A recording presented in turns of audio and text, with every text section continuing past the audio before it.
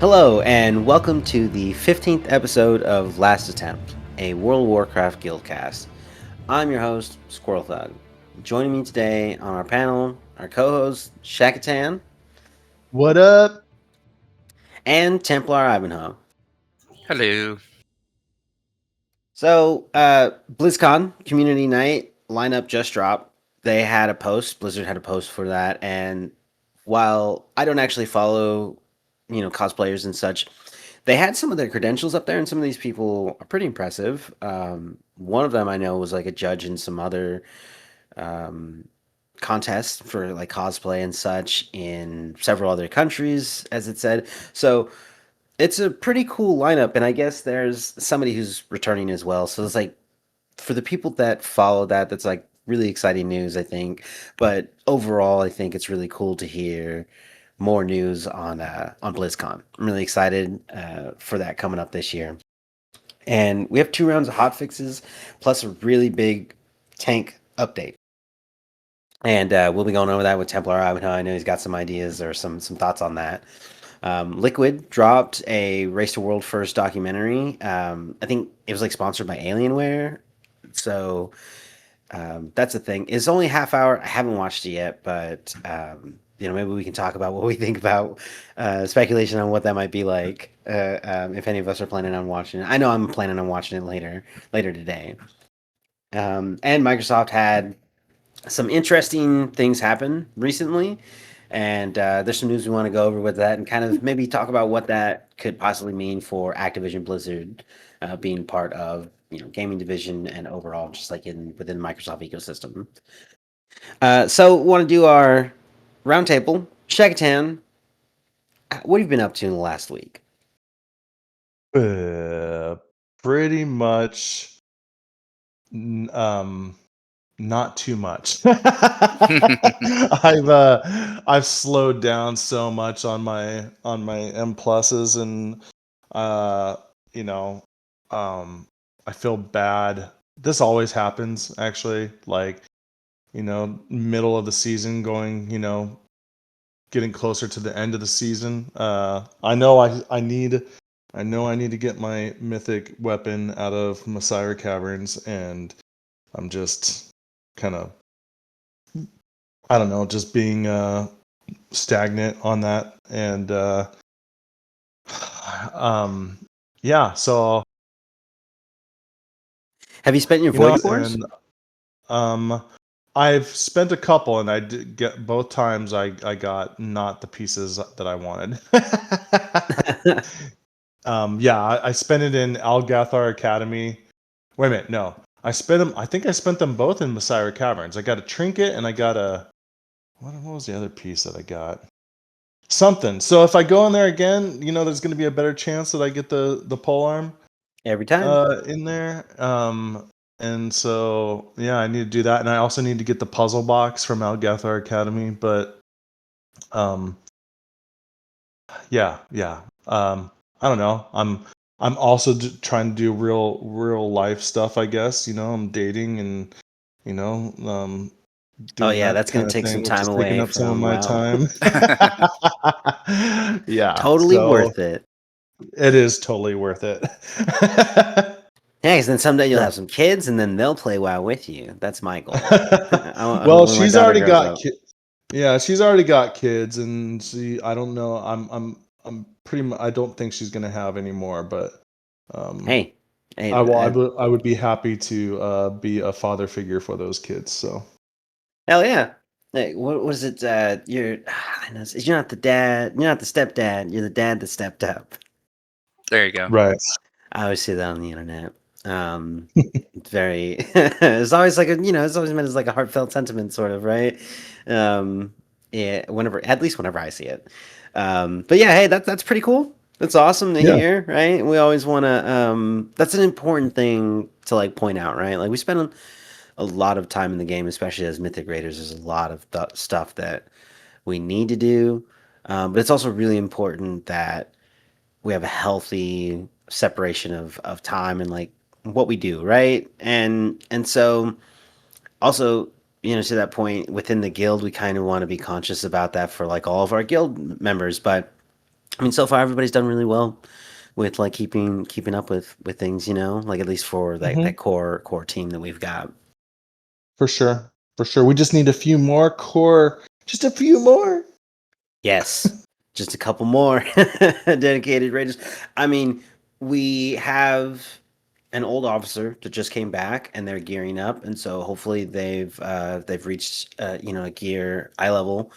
They can join us, and we'll have another resto druid, and I think one of our other restoration druids, they can go to their other alt or main. And it's good to have an augmentation evoker in the raid. I know a lot of our raiders are like really clamoring over having like a widespread of their abilities, right? So we like to have two. Yep, for sure.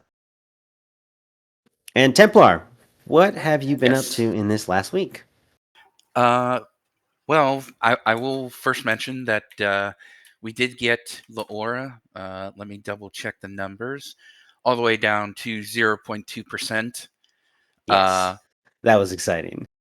Like we've been doing in Keys. I was the last one who was on the boss. I was alive. I just ran out of cooldowns, unfortunately, and couldn't maximize my DPS for her.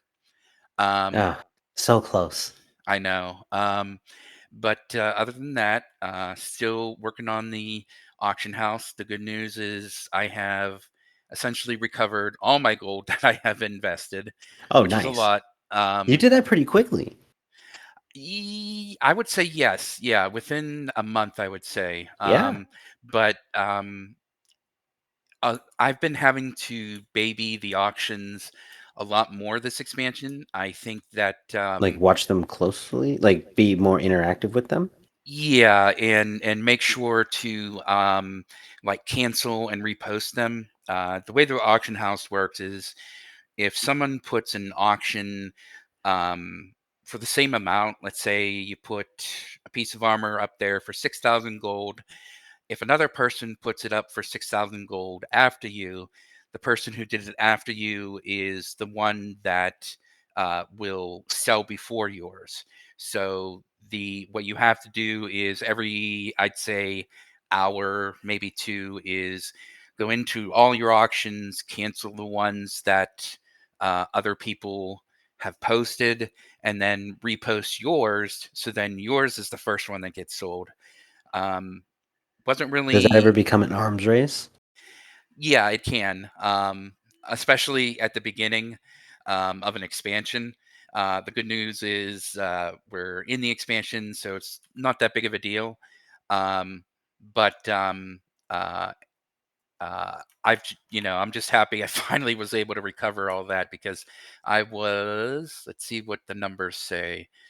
I was probably at the lowest for this expansion was 251,000, and that's with spending it on profession tools that I was investing. It was spending on ore, getting the potion cauldrons, etc. Just a lot of things, and I am now about 1,228,000 or so um, uh, gold. So, very excited. And also, the good news is that Indo, our fearless leader, um, has been sort of coming back. He's been leveling too. Oh, And he increased the withdrawal amount for right. yep, and he increased the withdrawal amount. So that'll cover both the cauldrons and the feasts. And Nice. so that'll help, the whole guild. And other than that, I've been doing like right now, I'm trying to level my mage finally, my third character, and probably finish tonight either on him or hopefully, if I have time, on both him and my warrior. The reason being, I want to try to get the experience from the Dark Moon Fair and everything. Always helps. So. Is that still in the? I heard somebody talking about they took one of those buffs out. Um, what had happened was that the reputation that the Dark Moon Fair was giving you wasn't being applied to, and I think it's still the case. It's not being applied to midnight reputations, at least not yet. Um, I don't believe they even really announced the reason why. I mean, obviously, It could be it's a bug. because, well, it's been 2 or 3, well, not 2 or 3, but 2 months of it, and they haven't said anything. So, Okay. um, but But the experience buff, like, is yep, the experience buff still helps and still nice. working correctly. So that's good. But yeah, Well, just I should choose this time to level then. How much time would I have until that's gone? unfortunately, you have let's see, you only have until tonight on until Oh about no. 2 a.m.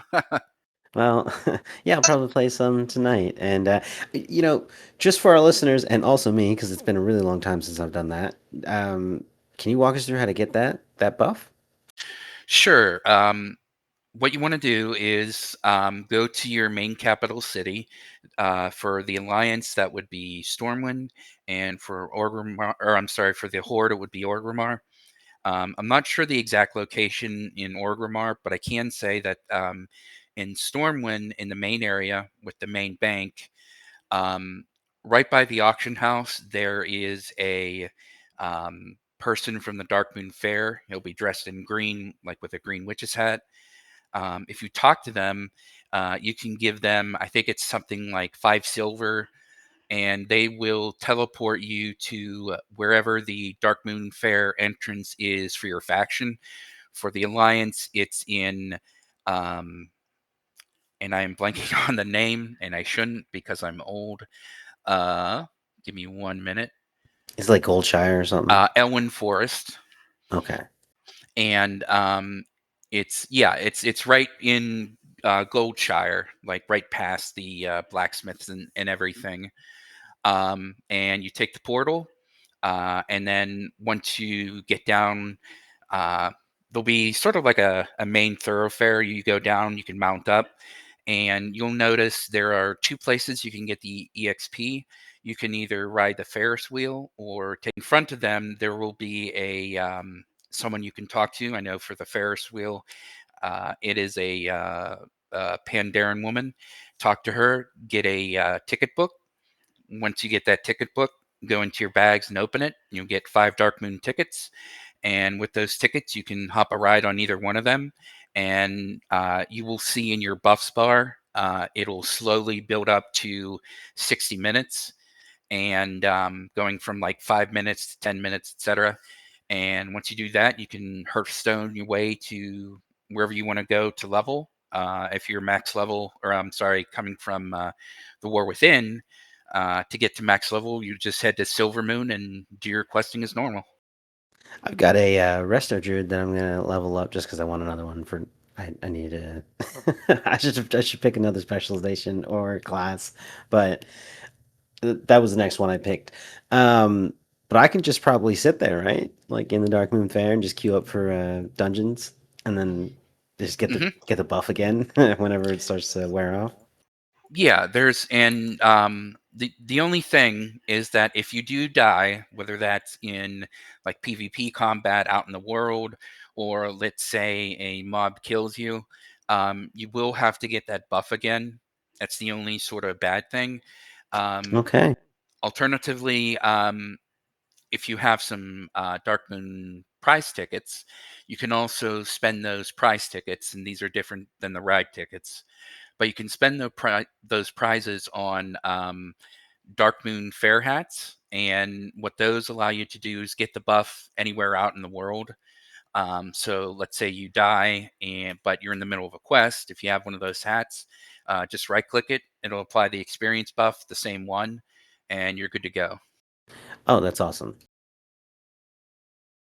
How many can you carry? And I imagine that they're only active during Dark Moon Fair. Correct. As far as how many you carry, I'm going to say probably a lot, but I'll be honest in that I've never really held on to a lot. I've, used them whenever I needed to. So I know you could probably carry at least 5, but And they I don't honestly, disappear when between? I think they might disappear like when Dark Moon Fair ends. And just for context, Dark Moon is it starts at the first Sunday of every month, and it goes through the entire week. Oh, that's wow. I didn't know that was the pattern. That's hmm cool. That's easier to remember. Yeah, and it's not, you know, you don't have to participate. It's just an extra thing. And if you're in the Dark Moon Fair and it's your first time or something, or maybe you haven't done it in a while, you can also play at the Dark Moon Fair games. Those give you prize tickets, and those prize tickets, again, not just the hat, you can get mounts, you can get pets, you can get some toys, and completing the quest also give you reputation for Darkmoon Fair, and the more reputation you have, the more prizes you can get as well. So it's its own separate sort of faction as well. Yeah, that place is pretty cool. I've not spent nearly enough time on that island as I should. But it's got so much flavor. It's such a unique place. I really love the everything, the way they stylized all of that. And I think we got that a really long time ago, and it's kind of held its place. It feels really good. It feels much better than classic version Yeah. of Darkmoon Fair, which is just like a really cheap carnival outside of one of the capital cities. Yeah. And I think it was like there's been what I think is really cool is a lot of um, of the art contest that Blizzard has done has actually been added to the Dark Moon Fair. If memory serves, I think the roller coaster might have been an art contest winner. Don't quote me on that, but I believe it was.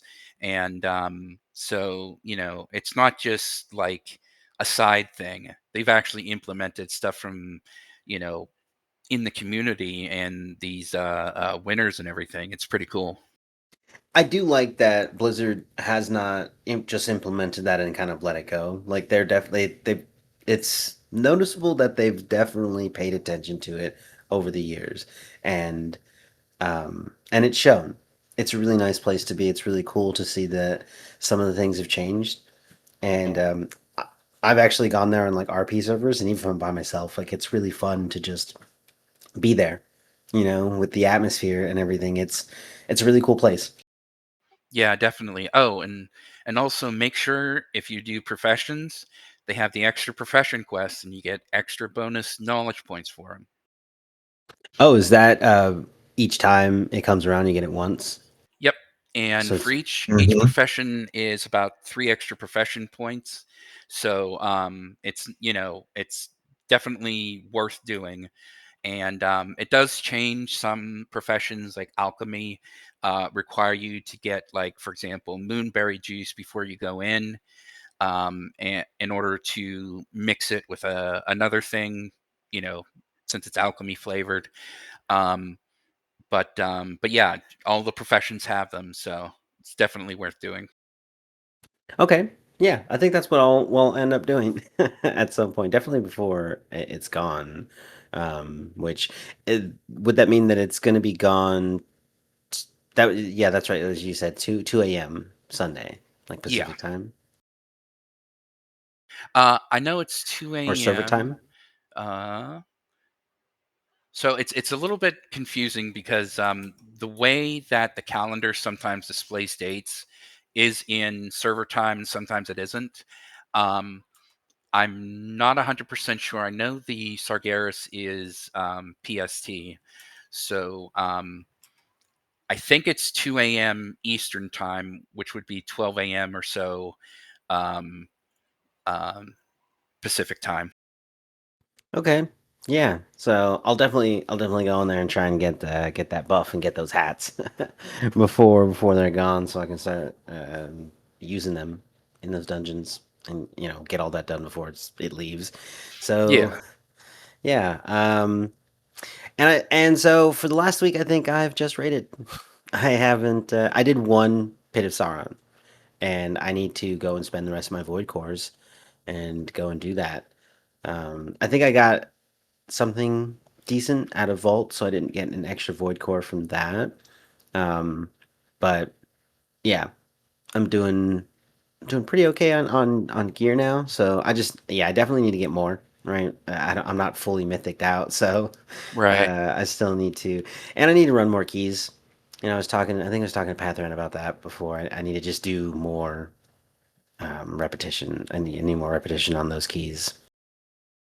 I think that's, for all of us too, especially now that we have the extra edition of those saddles from Mythic Plus. Getting them the Mythic keys up to earn them is, I think, on a lot of our raiders' minds. Yeah, I think it's all 16s or something. Yeah, I believe it's around there, all 16s. Which, I'll be honest, I do actually like. The reason I say this is, a lot of people were complaining, and I should say not necessarily in our guild, but a lot of people in the community were either complaining or concerned that they were too easy, the Mythic Pluses, especially if you get to a Mythic Plus 9 and then to a 10. While that transition was hard, generally speaking, they were a lot easier than they have been in the past. But now that we can just keep going up and up, and now there's a reward at the end, I think that's really sort of balancing what the changes were and have become. Mm-hmm. Indeed. Yeah, I think Mythic Plus is in a pretty good position right now, and I mean it's a great source of gear, right? And a lot of our raiders, I think, fill up their gear slots with that stuff. Definitely. Yeah. I got a lot of my gear from M pluses at the very beginning of the season. I think I've only gotten like maybe 1 or 2 pieces out of the raid. Yeah. Yeah, and I did fail to mention I finally got my puzzle box. So Oh, nice. You've been Nice. going after that for a while. yes, and the only way I got it was from the bonus loot. So you know, Nice. thank God that they implemented it. Good But it old void take cores. yeah, but it did take me a whopping 5 of them. So Wow. I So I most of just that loot table. yeah, so I just feel the same thing as Pathrin did. The whole it's been 85 years meme or whatever. Mm-hmm. All right, and so let's get on to our first item, our first news item, and this is pretty cool to see. I like seeing the updates for BlizzCon. It's been a couple of years, and for a little bit, I really didn't think it was coming back. Most of the community didn't think BlizzCon was coming back, and we've got a pretty cool thing for community night, which I looked up, and it's not just a cosplay contest. So these judges are for the cosplay contest, I believe, and they've been announced. And I believe Darren DePaul is master of ceremonies. He's probably gonna be like the host, and he's the voice of Reinhardt, Nazoth, Blackhand, Tyr, and Gallywix. So that's pretty cool. He's gonna be at that ceremony. And then they have a number of judges that they've announced for the cosplay contest, but there are several other contests. There's like a short film contest, which I didn't even know that existed. You can just make a short film and submit it. But if you are, you've got like a couple weeks. They've got it up on their community website. There's only like a couple weeks left for submissions for any of the contests that they're running, which I believe there's an art contest, a cosplay contest, a short film contest, and like two more. I forget what they are. But it's a pretty cool thing. And I believe the community night is happening at BlizzCon 2026. I just don't know which night because it's like 2 days, right, for BlizzCon. I was gonna I don't know. say, hasn't it been like 3 days in the past? Or guys, honestly, I've never gone to, but Yeah, You I don't tell us, know. Leyland. This is gonna be my first BlizzCon, so I have no idea. I mean, it might have been 3 days in the past, but hey, man, I'm not complaining. I'm just excited that it's back. hmm Right. And It is 2 just days. as a note, if you any of our listeners out there, if you're planning on going to BlizzCon, take a look for me walking around with I'm going to be wearing, if it's like, I don't know, depending, global warming, right? I don't know what the weather's going to be. What's So your cosplay? right, if it's cold, I'll have a sweater on. If it's not, I'll probably just be wearing a t-shirt. But you will see a big logo of our podcast logo, and you can come up and talk to me, and I'll try to have some like shirts. You know, I'm gonna have a bunch of stuff with me. I want to try to give out some swag while I'm at BlizzCon, so we can get the word out about the podcast. You know, but if you see it, you see me, you come over, you could just you could just come and ask. I want to make sure I bring a backpack full of swag. Heck yeah. Just, I will say, as someone who went to AGDQ at the beginning of this year, if it is cold, definitely bring a hoodie or a coat with you, because if you've ever watched the last run with the Pokemon randomizer, the fire alarm may go off, and you may Oh have to no. evacuate for a good, I don't know, 15, 20 minutes as the poor firemen have to come and say that there wasn't an actual fire and you can go back in safely. Oh wow. Just so people are just trolling. I really don't know, but apparently, and I wasn't here for it the first time, but that was actually the second time it went off. So it's possible there was some sort of glitch or something. I don't know. Oh, that's crazy. Yeah. Wow. Doesn't make me feel too safe about that. Hopefully they figured it out. I'm sure they have, and it's totally safe. Yeah. I Probably. mean, I mean, there wasn't any issue. So Yeah, I'm gonna keep my eye on the exits when I'm there. But that's a good update. When is BlizzCon? Do September you 12th and remember? 13th.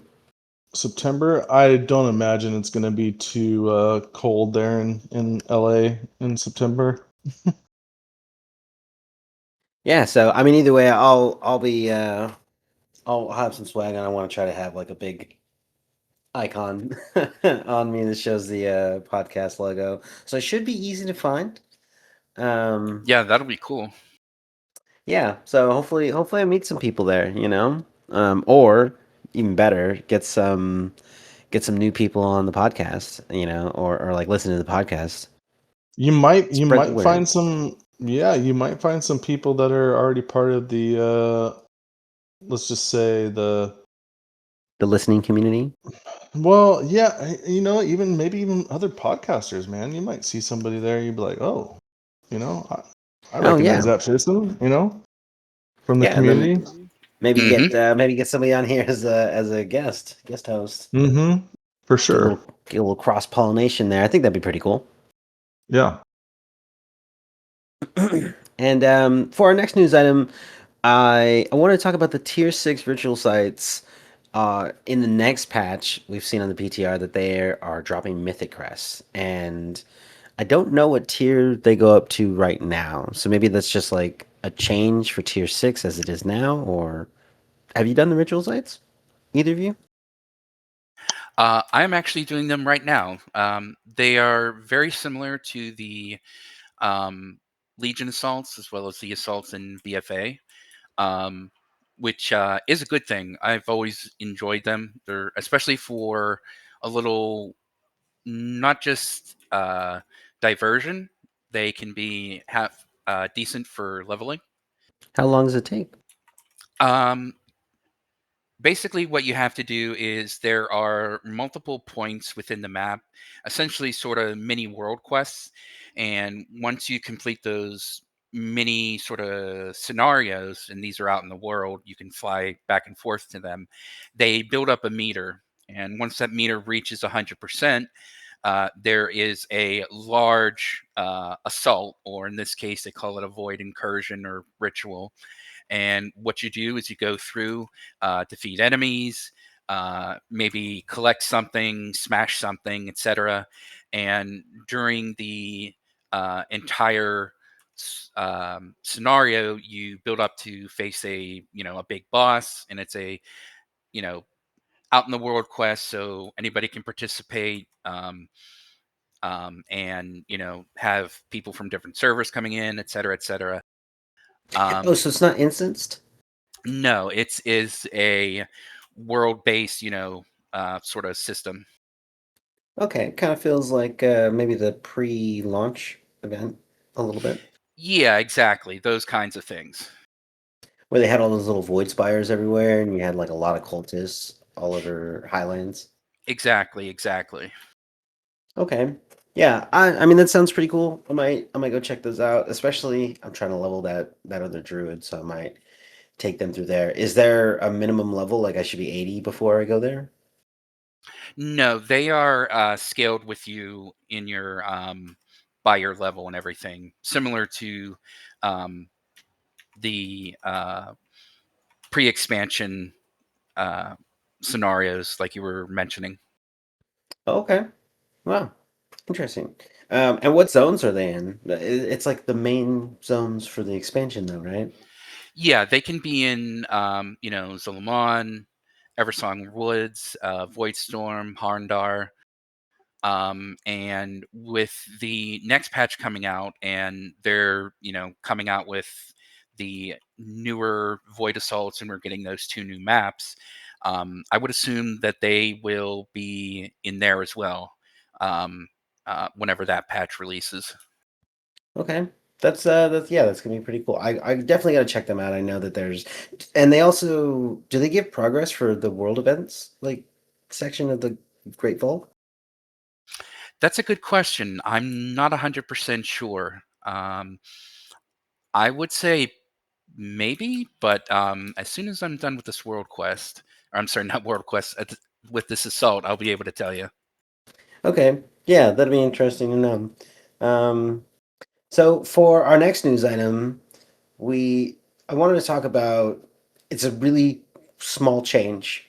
It's not very impactful, but as someone who does play an RP server sometimes, there's been a little bit of technology on the back end missing from the World of Warcraft experience that maybe players haven't been able to really articulate, right? Because again, they're not really game designers and they don't know how the back end of this game works and like what's possible, what's easy, what's not.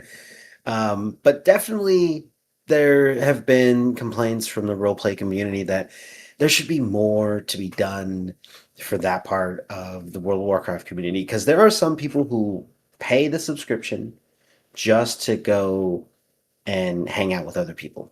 And they don't do anything. They level up so that they're like level capped so they can like participate in different events because usually events are tied to like things that are new for an expansion, right? So a place that you're going or like was it Sarthrell's Soirel or Soiree or A something? soiree, yeah. Soiree. Yeah. Yeah, there's an elf out there having a little party. People like to go and hang out at like places like that. And there's new expansion brought a lot of cool places. So you kind of have to level cap, for certain things. But there's a lot of doing things on your own to try to like facilitate role play in a way. And the Arcantina now has an option when you talk to the bartender to you pay 5 gold and it'll phase everyone out. So there are no quest givers, no patrons, no one. The bartender is the only dude in there, and everybody is gone in all the rooms and everything. So you can have your party come in there with you. I think when it comes to the raid and like a raid or party, you have to go. Each individual person has to go and talk to the bartender to like say, "Hey, can I go in there?" Because you Hmm. would have to pay the 5 gold to get the phase started, and then once you do that, then the rest of like the raid and party group that you're with can just go up to the bartender and just join up without paying any gold. Yeah, I did definitely see that, and I think it's really cool.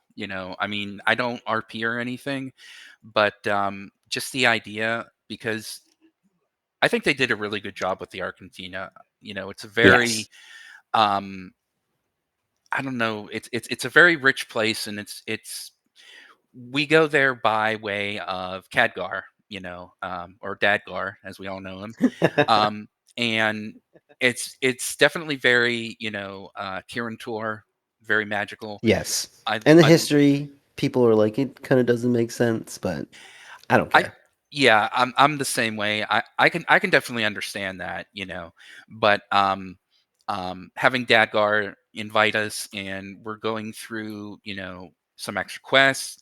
It's a little extra hideout we have, aside from our housing that we can go to, and having.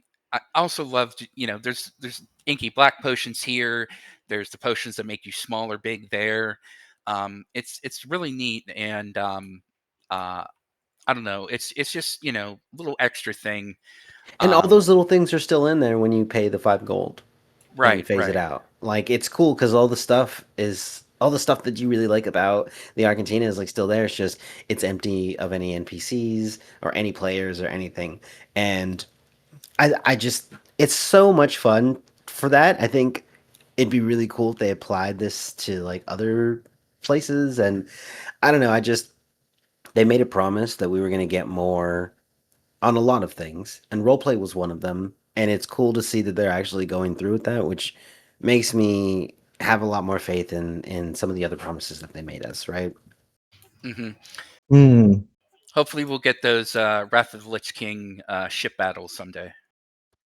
Yeah, someday. We can. I'll get in line and ask about it at BlizzCon. There you go. They need to add. They need to add like bartenders and stuff to people's houses if they want them in there, and then like Yes. That would be so cool.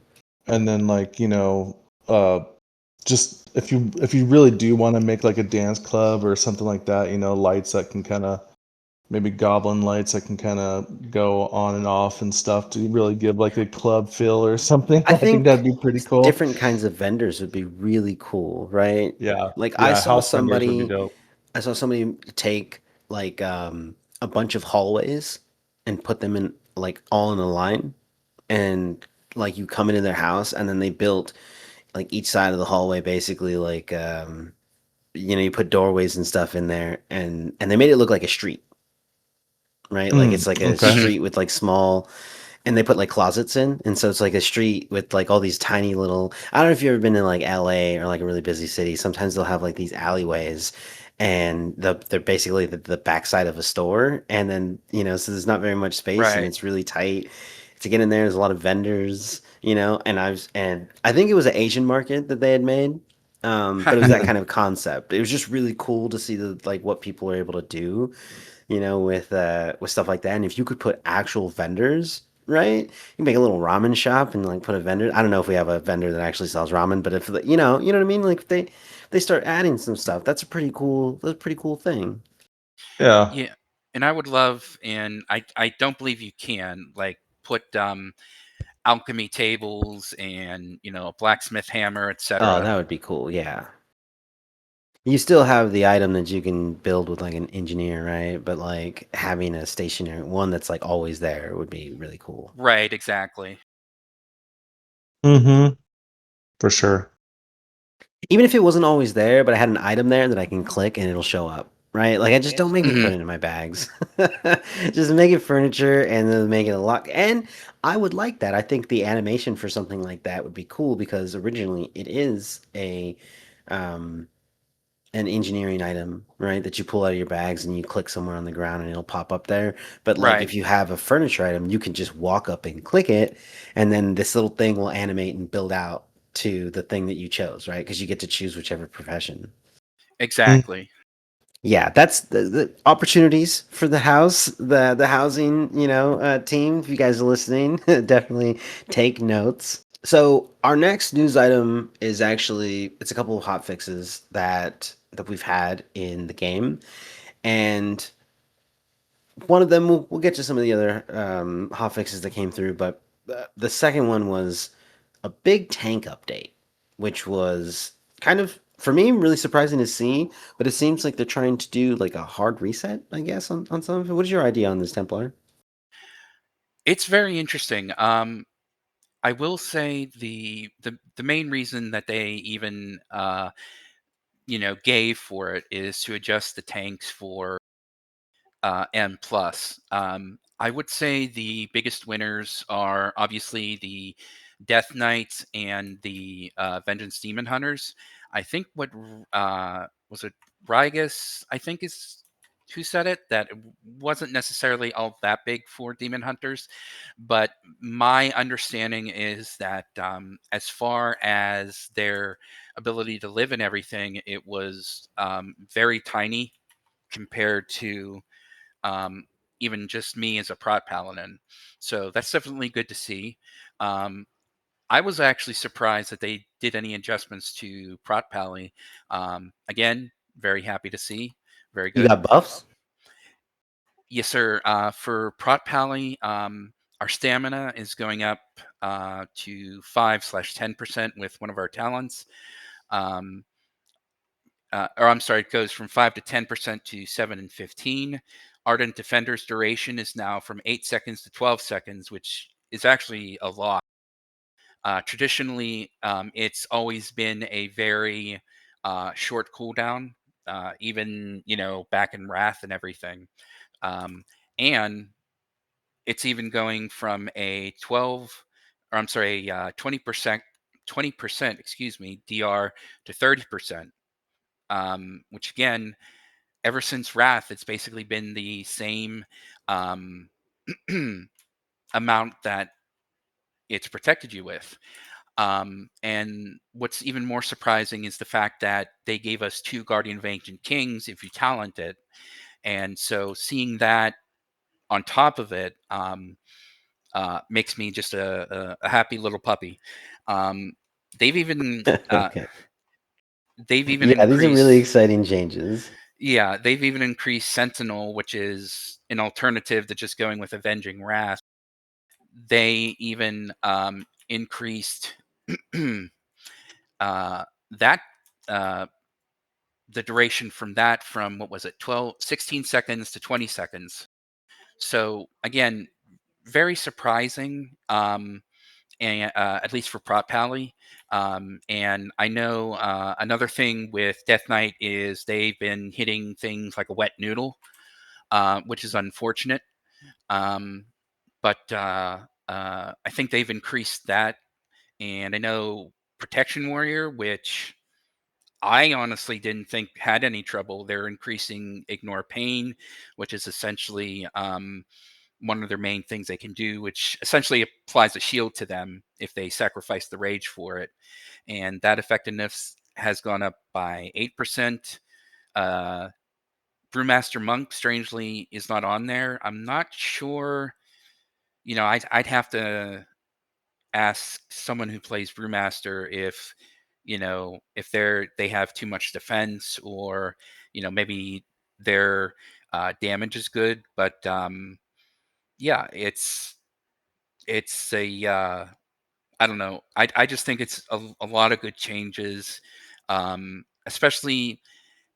I mean, even if the main reason is for Mythic Plus, as a guild and a raid that, as we've been going through, Midnight Falls and Laura, um, she is not a uh, how do I put it? She's not a wind chime to be messed with. She hits like a Oh, truck. definitely not. Yeah, Um, these those changes, glaives. yeah, it's just insane. And not just the glaives, like the tank debuff she applies. It's just brutal. Oh So yeah, yeah. I so imagine. so I'm just really happy about them all. So Yeah, I see Scourge dropping pretty hard, especially when we first pull. But he's always, he's doing pretty good. What is that blood strike that he's hitting, that he's spamming to go back up? I forget what it's called. Death Strike. That's it. Okay. Yeah, it's always crazy to see Death Knight's health bars. They're just interesting part of the game on how they work as a tank. It's that vampiric sort of um, paradigm for that class. Yeah, definitely. And it's also especially hard on Scourge because he's um, uh, not just tanking her; he's giving out all the call outs. And Oh um, yeah. it's I've always respected, especially like Scourge and other tanks who have the ability to really do the call outs. Um, as a tank, it's just incredible work, because it's a lot of necessary concentration to keep yourself alive as a tank, but then add that to controlling the raid. It's tough to do, and I substitute for him if he's absent, and um, I always make sure to get a little extra G fuel in my system just to keep up. So Yeah, and there's a memory game in this one, right? So it's not just call outs in this mhm. fight with Laura. It's there's you got to memorize something while remembering everything else you're doing. Right, exactly. But again, it's always fun, and I don't know if we really covered it yet, but I know we were talking before the podcast of, we've been having a great time with um, this new paradigm where DBM isn't telling you everything, and we were even saying after the raid, and we wiped at the 0.2%, how we still think it's a fun raid, and I know a few of the people said, I don't know. I think I still like DBM, the use of DBM from previous raids. But for me, it's been not just a journey, but a lot of fun. Having to invest that brain power and everything to it. Yeah, I think so far the way that these raids are playing out. I think initially, before really getting in there, a lot of people, especially during the Race the World First, a lot of people were like, "These are all the same things. There's not really much of a difference." But really, when you're playing through some of these fights, there's definitely more of like personal knowledge and like positioning and what you're supposed to be doing with the dance and like, I mean, that's always sort of been there for sure, but I do feel like we are in a different place where you don't need six timer bars going off because you have to keep track of like when each one of these big things that the boss is going to do or like the whole raid room is going to do. Maybe that's like a wave of fire that's coming and there's going to be a window in there that you have to run for, so you can't wait for the fire to get to you. You have to know when it's cast, then you have to spin your camera around to find that window and then go and do all that. So some of the mechanics, the way they overlap them and the design in past, I think has definitely required some of that computational load to be on an add-on or something, right? And to think about certain things and mark things for you and make sure these things are done. But now I do feel like we are in a position where we're just thinking about a lot of the stuff that we're doing. Like it's a lot of positioning, and you have to position yourself around the glaives, and um, yeah, it's really interesting. I like it. I think it is very different than what we were doing before. You have any ideas on that or thoughts on that, Shaq? Um, I was still thinking about the tank changes. Have you tried to tank on your brewmaster?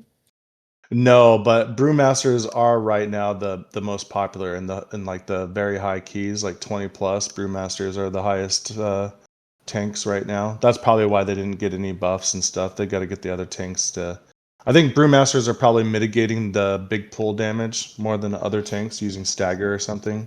Right. Um, and so, and protection paladins are like the lowest right now. They're having a really tough time in the highest keys. So I just wanted to weigh in on that. Yeah. Uh, I regarding the other stuff, I kind of like I was still in the zone of thinking. I was like looking up data, while you guys were Yeah. talking. Sorry, No, yeah, I no, was for sure. looking You're up data fine. on okay, what's the popularity? Like who's like how are all the the specs like getting changing towards the top end keys and stuff, but. Yeah, I know you guys were talking about Laura for a bit there, but I'm sorry. No, you're good. You're good. Yeah, it's I mean, Mythic Plus, right? That's a it's definitely its own part of the game. But when you're rating at the level that we're rating, like Catherine was saying last episode, um, there's a lot of things that translate really well from Mythic Plus or high keys really into like Mythic rating. So it's good to kind of like run the gamut on those. Mm-hmm. For sure. Definitely. So the next news item that we have here is Team Liquid drops Midnight Season 1 Race to World First documentary.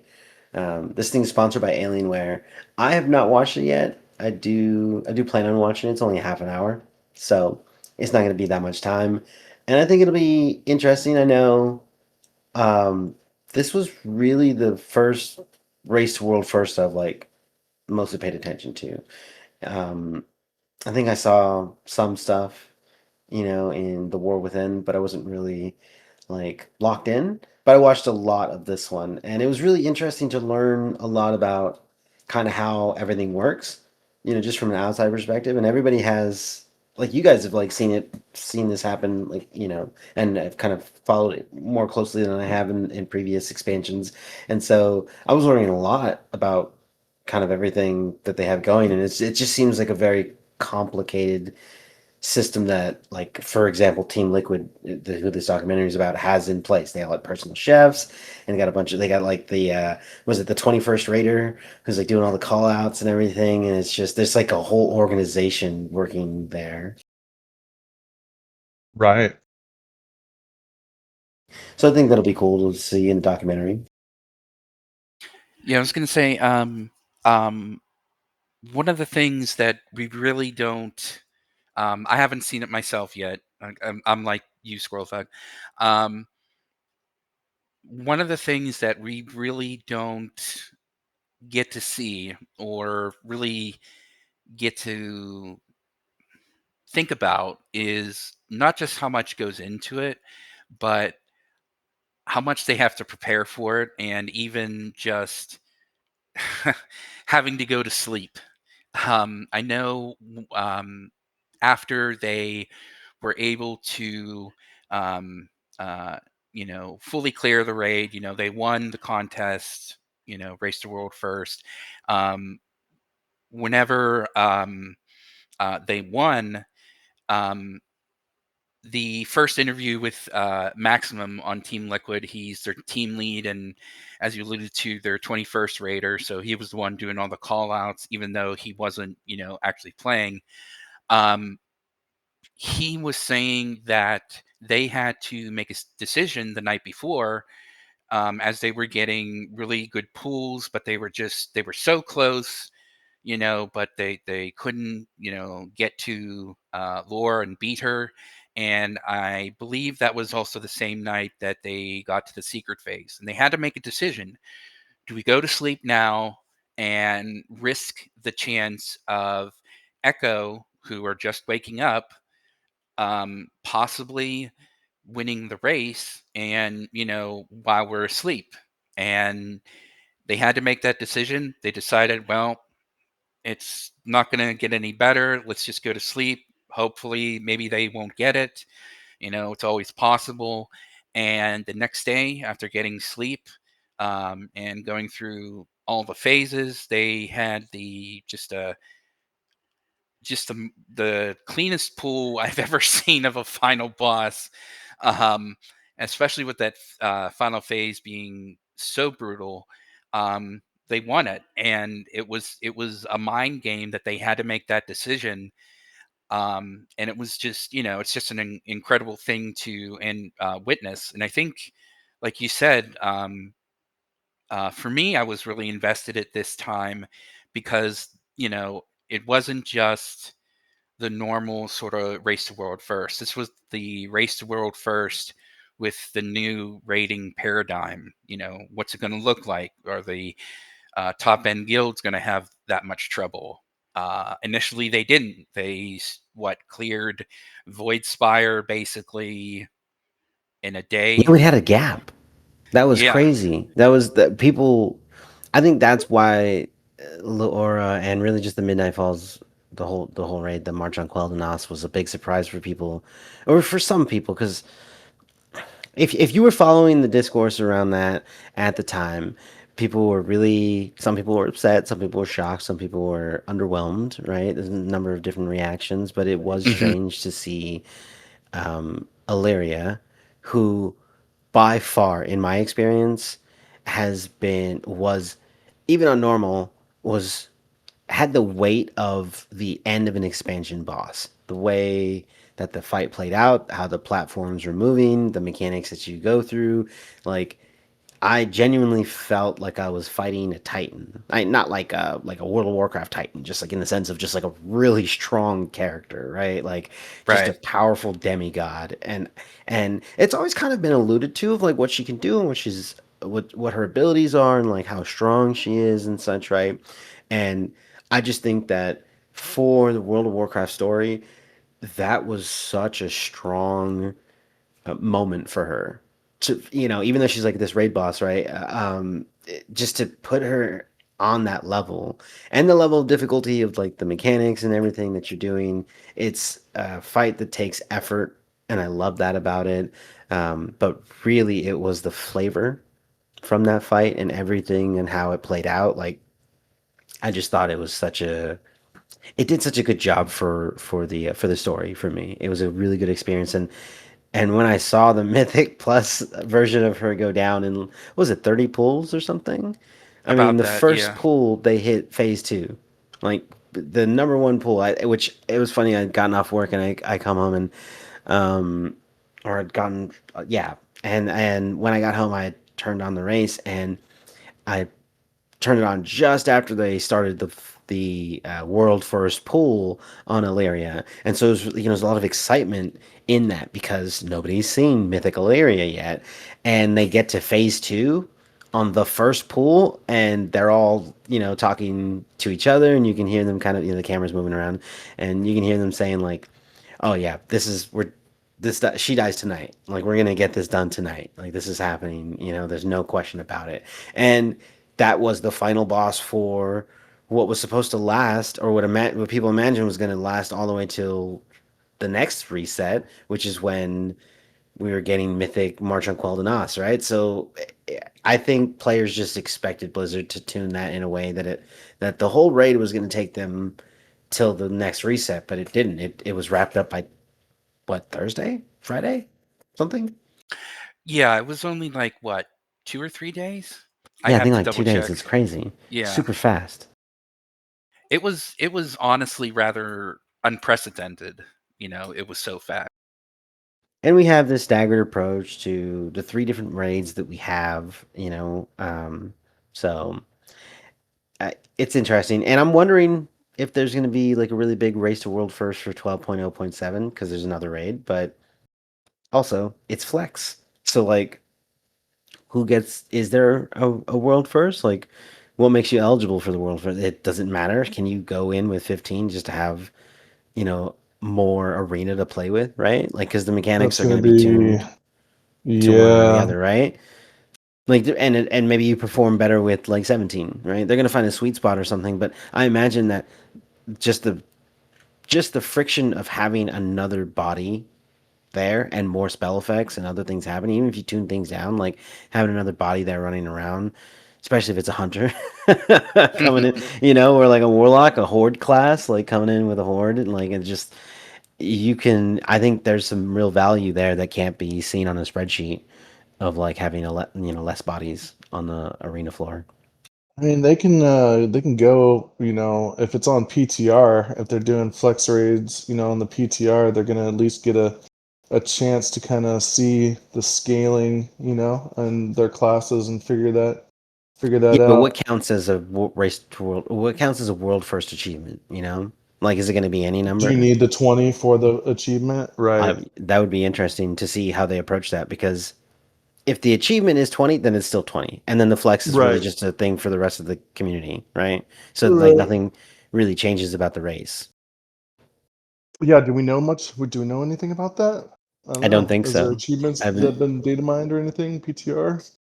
I haven't seen anybody talk about it. Yeah. Yeah, same. Well, that's going to be interesting, but that's coming up really close, really soon. Right? Like Well, May. we've got the Mythic Plus coming. The invitational, which Oh, is yeah. coming along, Right. and then after that, yeah. The one thing I think I don't know if it's in your notes, Squirrelthug, is the fact that the loot from the new raid went back from Warbound to just normal. Oh my, that's interesting. Maybe it was a So bug, or just they decided to change it.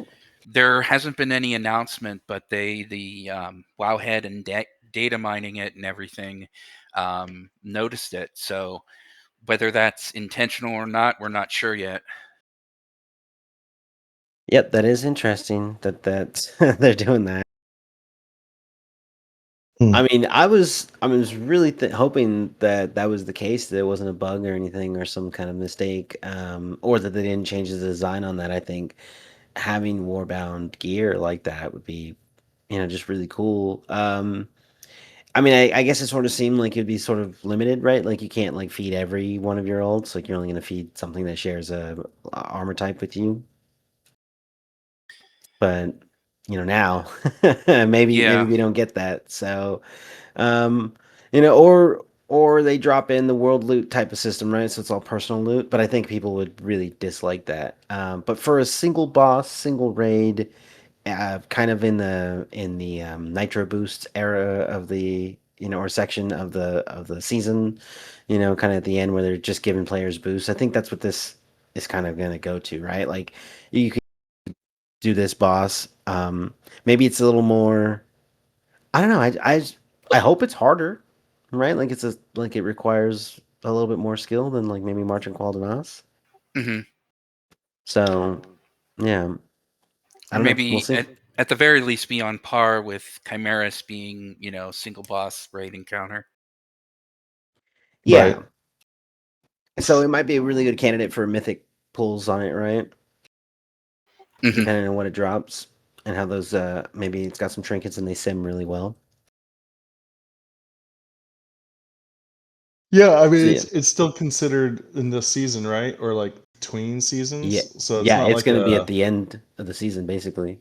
But there's like we not like still a got a race lot to of world time. first. Yeah, I mean, how does that work out? There's no like race to world first on it, right? Unless it's going to be Well, harder I think the than the race to world current. first is just because the achievement, right? Like, and it's just whoever gets that achievement, because there's a world first achievement, or Okay, there well, should be. you might have a mini run then,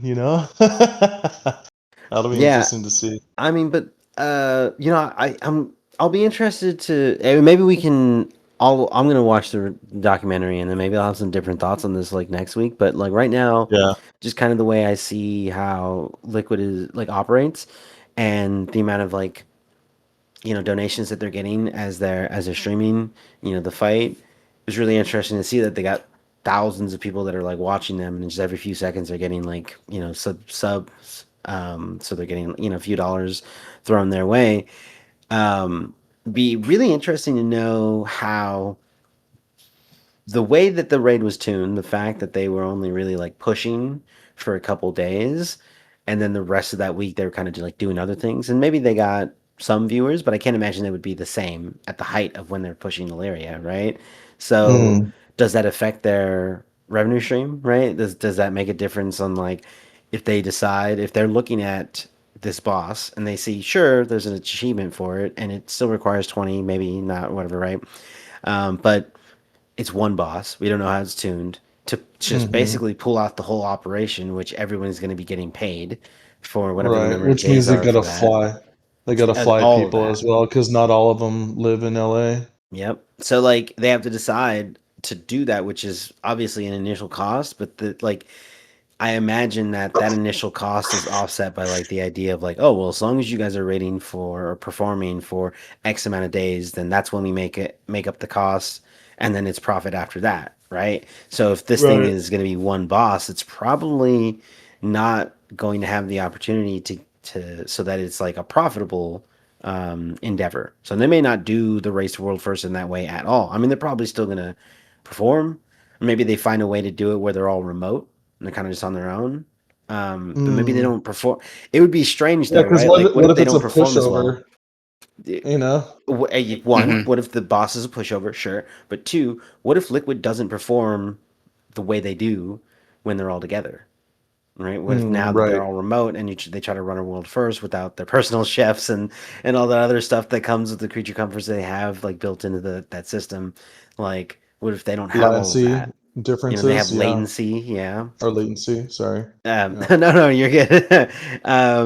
Like all those things are going to factor in, I think, right? And I think there's going to be a consideration from whoever management is on whether that is worthwhile. You know, Right. but if there's world first achievement on that, I can guarantee that those Chinese guilds are going after it because those prices are still up. That's true. Mm. Yeah. So there's cash money waiting for those Chinese guilds. And they were getting Right. pretty close on these other runs in this season one. Feels like that's something to ask Max, when he's streaming sometime, you know, How see he what's feels going about the on there. competition? That Oh, yeah, if he's and what going to they're do it gonna at all? do. Yeah, and what they're gonna do for that. Mm-hmm. Yeah, I think I just subscribed to his Twitch a few weeks ago. It's interesting. Also, um, I think it's Maximum and a couple other people. They have a podcast, um, the Pod EC. Oh, I think I did see that mentioned, like when they were talking about the documentary. Yeah, I have yet to listen to the podcast yet. Mm. Um, I haven't gotten around to it, but I did see it in there. I'm not sure what the frequency is on that, but if it's weekly, I think I'd like to, add it to my lineup. Depends. I don't know. I'm not Yeah, really and then sure what their maybe if they content is like. maybe if they get as much views as we do, then maybe we can like have them on the show. That'd be crazy. Yeah. Well, we'll see if their numbers are good. We'll have them in boxes. Right. Yeah. We'll do this Yeah. behind the scenes. Maybe they're not up to snuff. We don't want to do that publicly. It'd be embarrassing for them, of course. Hmm. Oh yeah, I think they're doing okay. I'm not sure. Crunch those numbers, rookie numbers. Those are rookie numbers. Yeah, so I definitely want to check that out at some point. But I know they got a lot of stuff going on. So maybe there's like maybe they got like a Discord or something. I can send some questions over for the podcast and For sure. see what they think about. Right? That'd be pretty cool. Yeah. I think even just watching him stream. I also don't really watch Twitch too much, so I haven't. I did subscribe to him, or not subscribe. I've I got a followed him. I've actually got a related question. Do you know our statistics actually like on how our numbers are looking and viewership and stuff like that from like Spotify? They send that kind of information to you. I know YouTube does I stuff like that, but Yeah, I saw the YouTube ones. Actually, no. I think we talked about this. Maybe it's on the last podcast. With my Yeah. Pathfinder. bad. We can talk No, about it afterwards. no, Yeah. you're good. No, is really quick. YouTube, not so much. Very few viewers. I think like it shows like unique viewers and stuff, and we get, I don't know, it's somewhere in the like tens. I think for like views. Gotcha. Um, but for the podcast on Spotify, it showed that I think at that point we'd only had 12 episodes that were uploaded and we had 300 like views like and downloads and stuff, so Oh, it's like 30 people or so, so still like in like the tens, but like consistently watching like or listening to like all yeah. of them, you know Okay. so yeah, it's a pretty good number, and I was surprised to see it there. I expected under 10, for like a really long time. Mm-hmm. Right. Friends tell your friends. They tell their friends. Yes, sir. Definitely spread the word. Actually, I'm gonna log in right now and check that out and see if I can find some if they've got some info. Get the hardcore stats.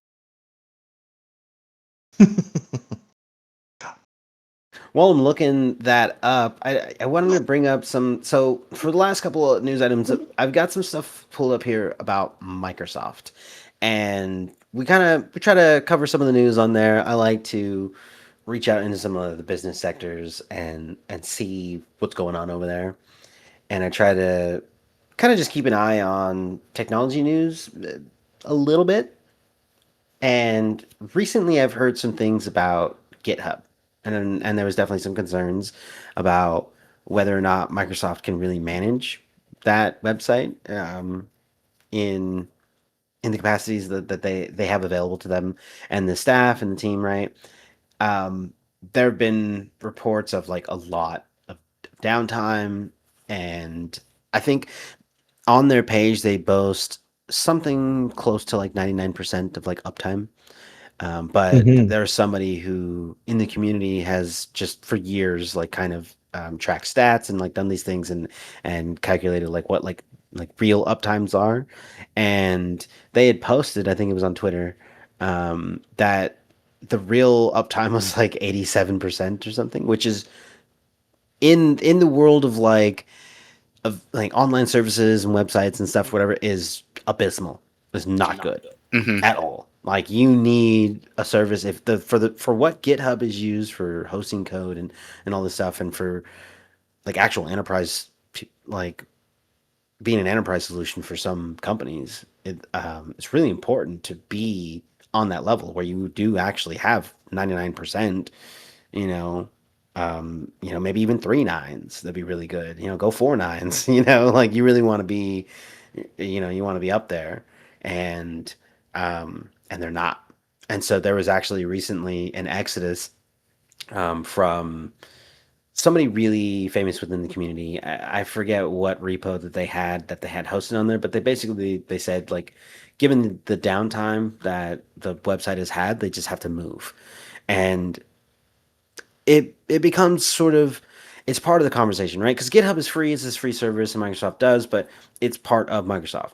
And Microsoft was really trying to pivot themselves to have GitHub kind of sell this AI Copilot service, which is supposed to help people with like code generation and code prediction. And you'll have like this little chat bot that's right there inside, and they also maintain VS Code, so that's like a open source code editor, right? And they maintain that as well, and it's integrated with that. And so they've been trying to get subscriptions for this, but somebody had actually pointed out that they had really low subscription numbers, even though they've been pushing with advertisements, and it's been like 3 years that they've been working on this. And so we're kind of seeing some of the edges of Microsoft's reach kind of breaking, right?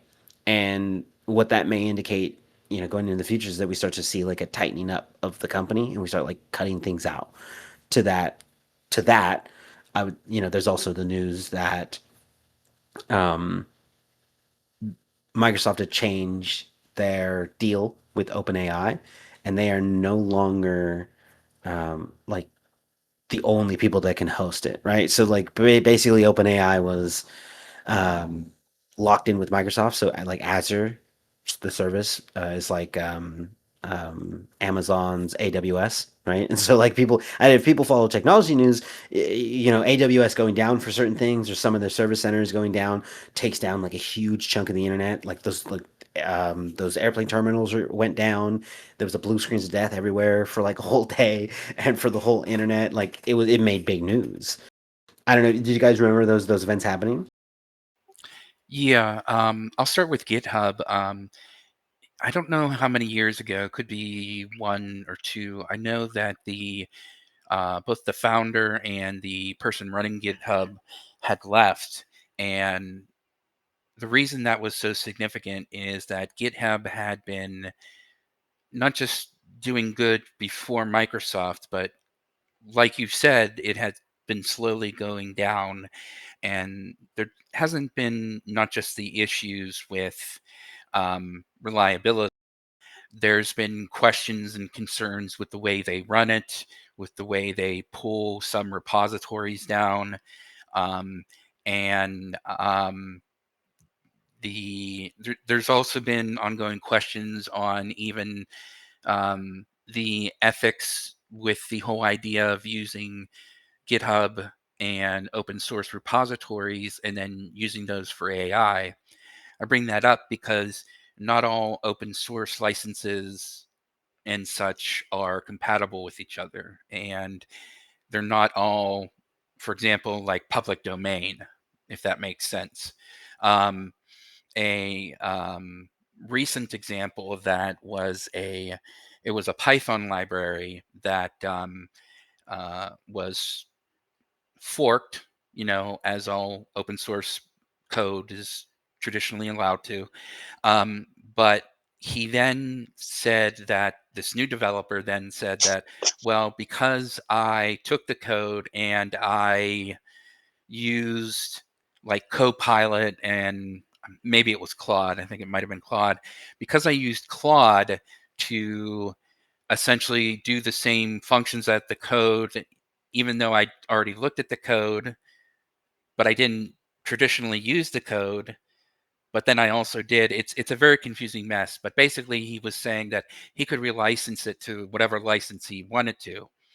And the fact is that is completely not true.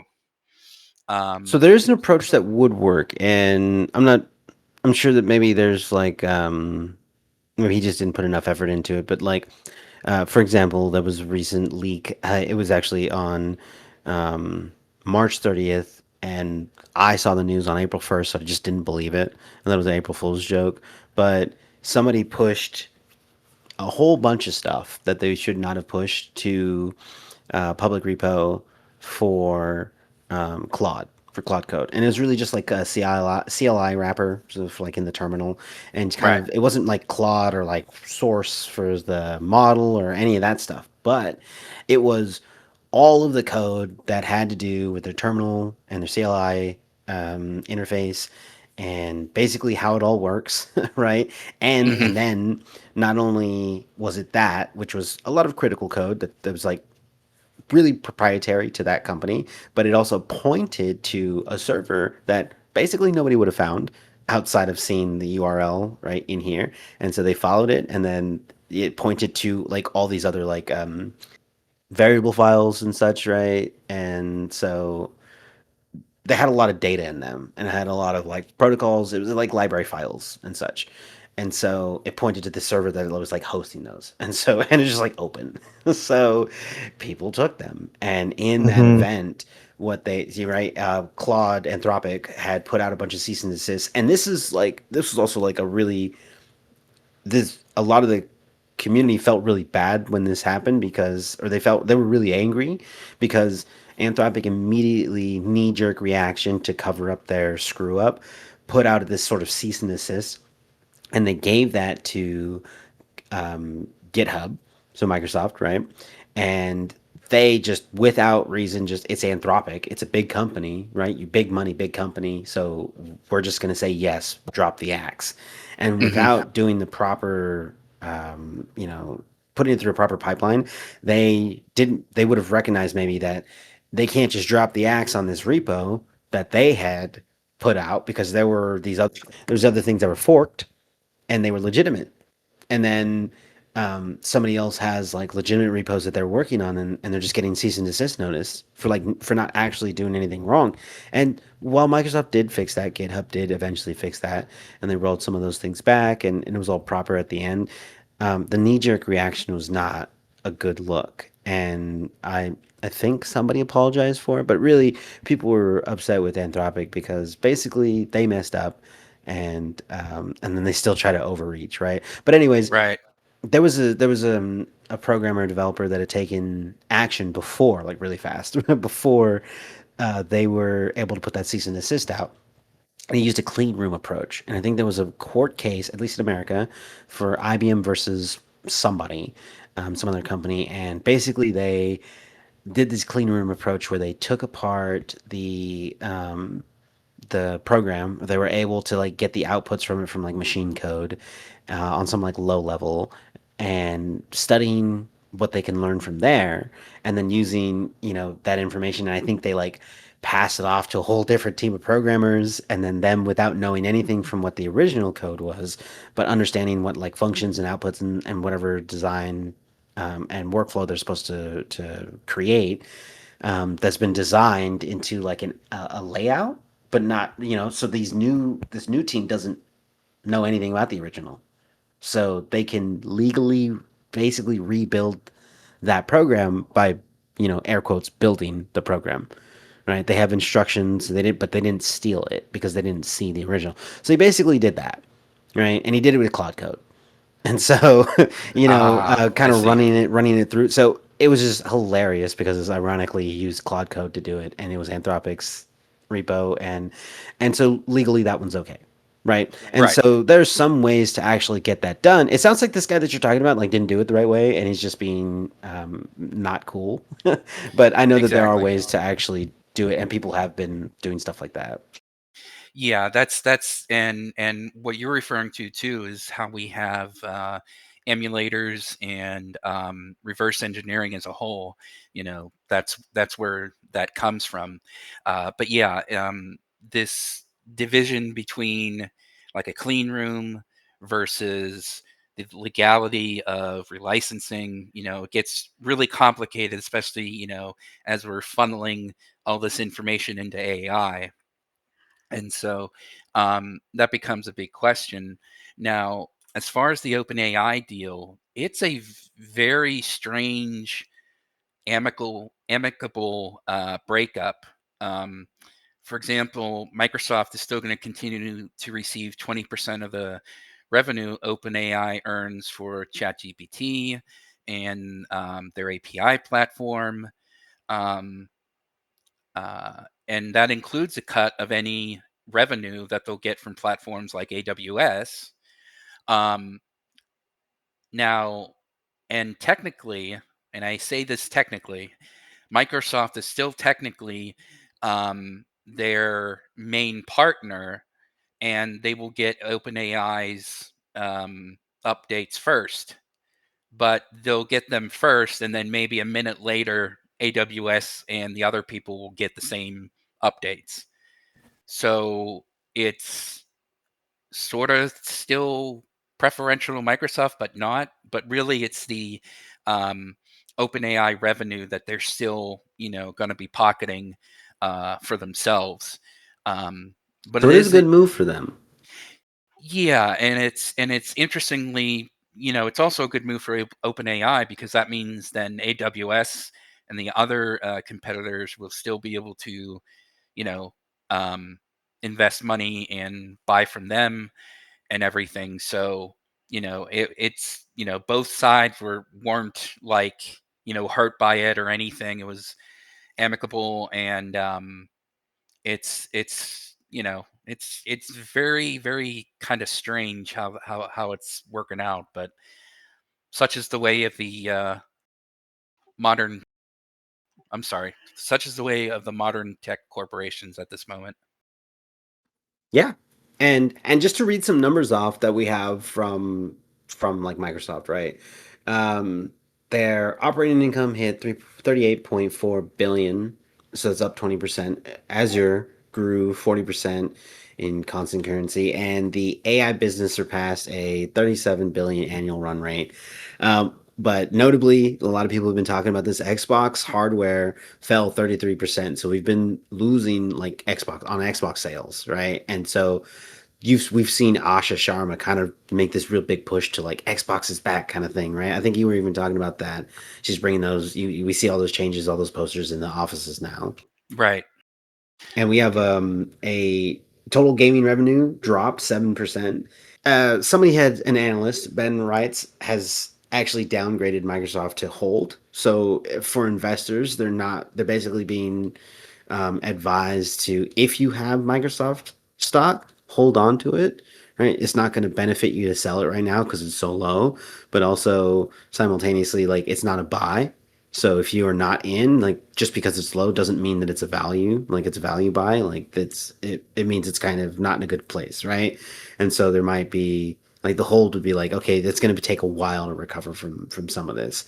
And so we can also, it's just odd that it comes at this time, like some of these changes with like OpenAI are coming at this time when people are accusing Microsoft of maybe like overloading themselves with too much. As GitHub was kind of going down a lot, they're not able to keep up with the influx in service that they're providing to a lot of people, because I think it's like 20% or like 15 to 20% of code distributed or uploaded to GitHub every single day is now like written by Claude. So it's getting crazy out there, and they're getting this huge influx of code that's being generated and pushed to their servers, and they're having a hard time keeping up with it. So relieving their servers of the OpenAI load is actually like a huge benefit for them in this way, and that also like compounds with some of these losses that they had, and it looks like they're trying to like make up for that and like really tighten things up. And one of the the leadership positions at GitHub is actually moving over to Microsoft like gaming, right under Asha, and so she's moved around some of the people in the company to like work directly under her, and so there seems to be some things happening in Microsoft where some restructuring, and they're like making some big decisions, and I think that they're really paying attention um, to where they're bleeding money, and I don't know that they're gonna keep really pushing into the AI thing, because GitHub Copilot, for example, is no longer being pushed to Xbox. Like that's like not a thing, or not GitHub Copilot, like Copilot. So they have this like Copilot AI type of like service or whatever they were pushing on like Xbox, and they're just not doing that anymore. And we're not really sure if that's a move to like relieve the gaming industry of like the pressures of like AI coming in, and like say, I mean, because she did make that promise initially of like we're not going to push AI slop on everybody, and maybe she, as the head of Microsoft Gaming, recognized that, hey, this Copilot thing, like this is that thing that we were talking about that we can't do. Just because we're already doing it doesn't mean we should push into it. Nobody's accepting it. Let's pull it out. You know? Exactly. And they're doing a lot of, soul searching. We talked about previously that, them trying to go back to, or possibly they didn't really say one thing or another, but realistically, they're going to be going back to exclusives and trying to bolster, you know, what IP they have. Hopefully we get to see, for example, not just World of Warcraft or anything. Hopefully we'll see a new Halo, a new, I would love that. yeah, Like some going back to the roots or something, right? Let's get some nostalgia I, th- out I, there. th- I think there are rumors. It's either Halo 2 or Halo 3. Similar to the rumors, this was like a month or so before we got the announcement of a new Star Fox game. Um, Similarly, we've had rumors of a new Halo remaster of either Halo 2 or Halo 3. So my guess is that's probably true. And hopefully, What have you 343. seen any like maybe like screenshots? Because we've already had a remaster, right? Yes, we've had like the Master Chief collection. Um, but unfortunately, I haven't been. I'd have to double check it, but it did come up whenever they were talking about Xbox and whatnot. Um, but yeah, we did have the Master Chief collection, and I think there was something else too, like it was a remaster of a remaster or something. But yeah, the hope is they'll bring those back and um,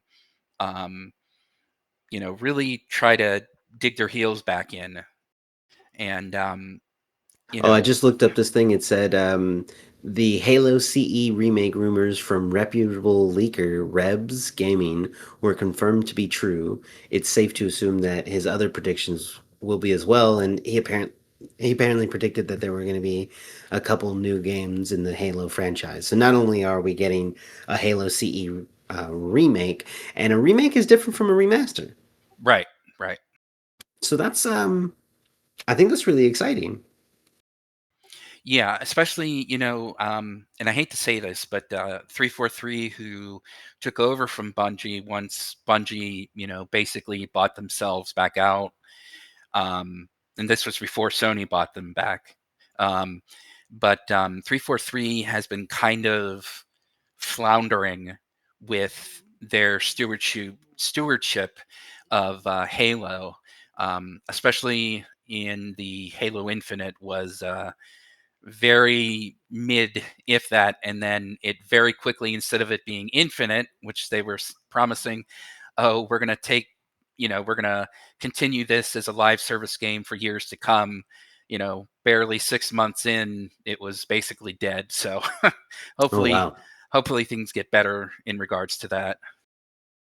Okay. Yeah. So they've had some they've had some rough times coming up. But yeah, I think do we know what studio is going to do the CE remake? My guess would still be 343, just because they've been, the Halo studio, and I don't believe they've really worked on anything else since they've taken over. I could be wrong. Unfortunately, I don't know too much about Halo history. Um, but as far as I know, they'll be the ones doing it. Uh, I'm guessing they didn't do Halo Wars, and that was the RTS. But again, my Halo knowledge, unfortunately, is not very good. So, Yeah. That's pretty interesting. And a couple other things about Microsoft and in some of these things that have been happening.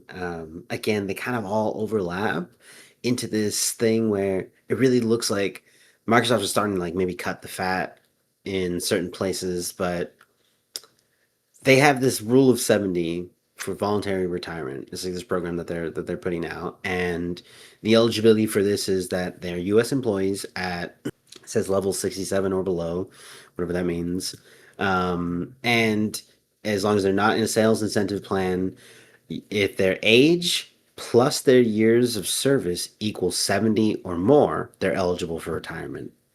And so this would be, I think the cost of Microsoft is approximately 900 million one-time charge, right? But they would basically be cutting down their workforce, and roughly 8,750 people qualify for this. And one of the things to note about that, though, was that the demographic that this is targeting, this older demographic, is actually commonly somebody who's in QA in Microsoft, in Blizzard, in Activision Blizzard, right? So this could be this happening, and while certain things were excluded, I believe there's a Copilot team, there's like AI team, there's certain a couple teams that they noticed. They said there was an exclusion from this rule, but basically everybody else, and gaming was not excluded. In Activision Blizzard is within gaming, right? And so some senior mid-level employees in QA are likely going to leave. And we were just having issues with 12.0.5.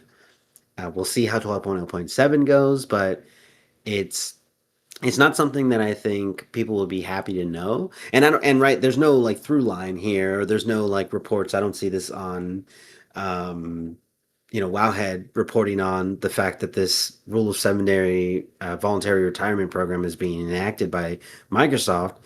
I think a few months down the line, if we lose more QA people, right, we're gonna feel that, and then maybe then somebody will report on it and be like, oh, maybe it was this thing that happened several months ago. So I think it's interesting for the players to know that these are the kinds of things. This is kind of the reason why I look up news for Microsoft is, there's something that maybe this stuff is going to affect us, and maybe some of the players should really know about this so they can be vocal about it and really say something and make sure that Blizzard or Microsoft really hears from everyone about what we want to be done with this game, and like losing QA would not be good, especially right now. right, and I believe they did confirm. So the rule of 70, it I'd have to redouble check. We did confirm, I believe, that they are offering, the voluntary retirement. Um, the only thing I'm not sure is if the rule of 70 was always there or not. I don't know if you heard that. The article that I'd seen, let me see. I know one of these articles, I believe they said that it was like something that Microsoft has just implemented. Okay, so okay, yeah. So then it's a voluntary program then. It was S- reported too that I think Meta did a whole bunch of layoffs. And yes, so that was another article that was speculating that this was like a strategic move by Microsoft to like look better than that, right? So they're like, oh, it's a voluntary retirement, like if you want, but I don't know. It looks like a yeah, lot of people are trying to cut down on staff. right. We're still not just the AI, cutting down on stuff. We're still reeling from the pandemic and um, the winding down from that. And as far as Meta's concerned, we're still they're they're unfortunately reeling from the CEO being so gung ho about uh, VR and just he's dumping what was it like million something like $500 million a month on his stupid metaverse cor- They're still gobbledygook. going with the metaverse. No, they officially cut that, and that's where Oh, you're good. seeing the layoffs because of it. Oh, But that's it unfortunate. it was something like it was hundreds of millions a month going Yeah, nowhere. he's got the money. He's got the money, and it was. Here's the thing. I imagine that because of the way that my Meta operates, they got a lot of data. So I believe that everything that they did was still valuable in a sense. Um, and people see like the numbers of like what was spent on it, but I think that they definitely got some valuable data off that. And I mean, honestly, I don't really like them as a company. I don't like Facebook. There's a bunch of things I don't like about them, but I'll be interested to see what they do next. Definitely. So the next news item that we had, yeah, this was some more of the more specifics about some of the people who had been moved over to Microsoft Gaming. What we have actually is Jared Palmer, former Core AI VP and Senior VP at GitHub, as VP of Engineering and Technical Advisor. So he's being brought into Microsoft Gaming under Asha for that. Tim Allen, again, Core AI slash GitHub. He's Design VP, and he's now going to be Head of Design. Jonathan McKay, he's former Head of Growth for ChatGPT at OpenAI, as he's coming in as Xbox Head of Growth, and Evan Chackey and David Schloss in supporting roles.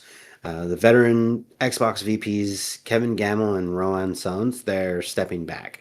And Sharma has also confirmed that Xbox is winding down Copilot on console and mobile, publicly reversing one of Microsoft's loudest AI in gaming pitches of the past year.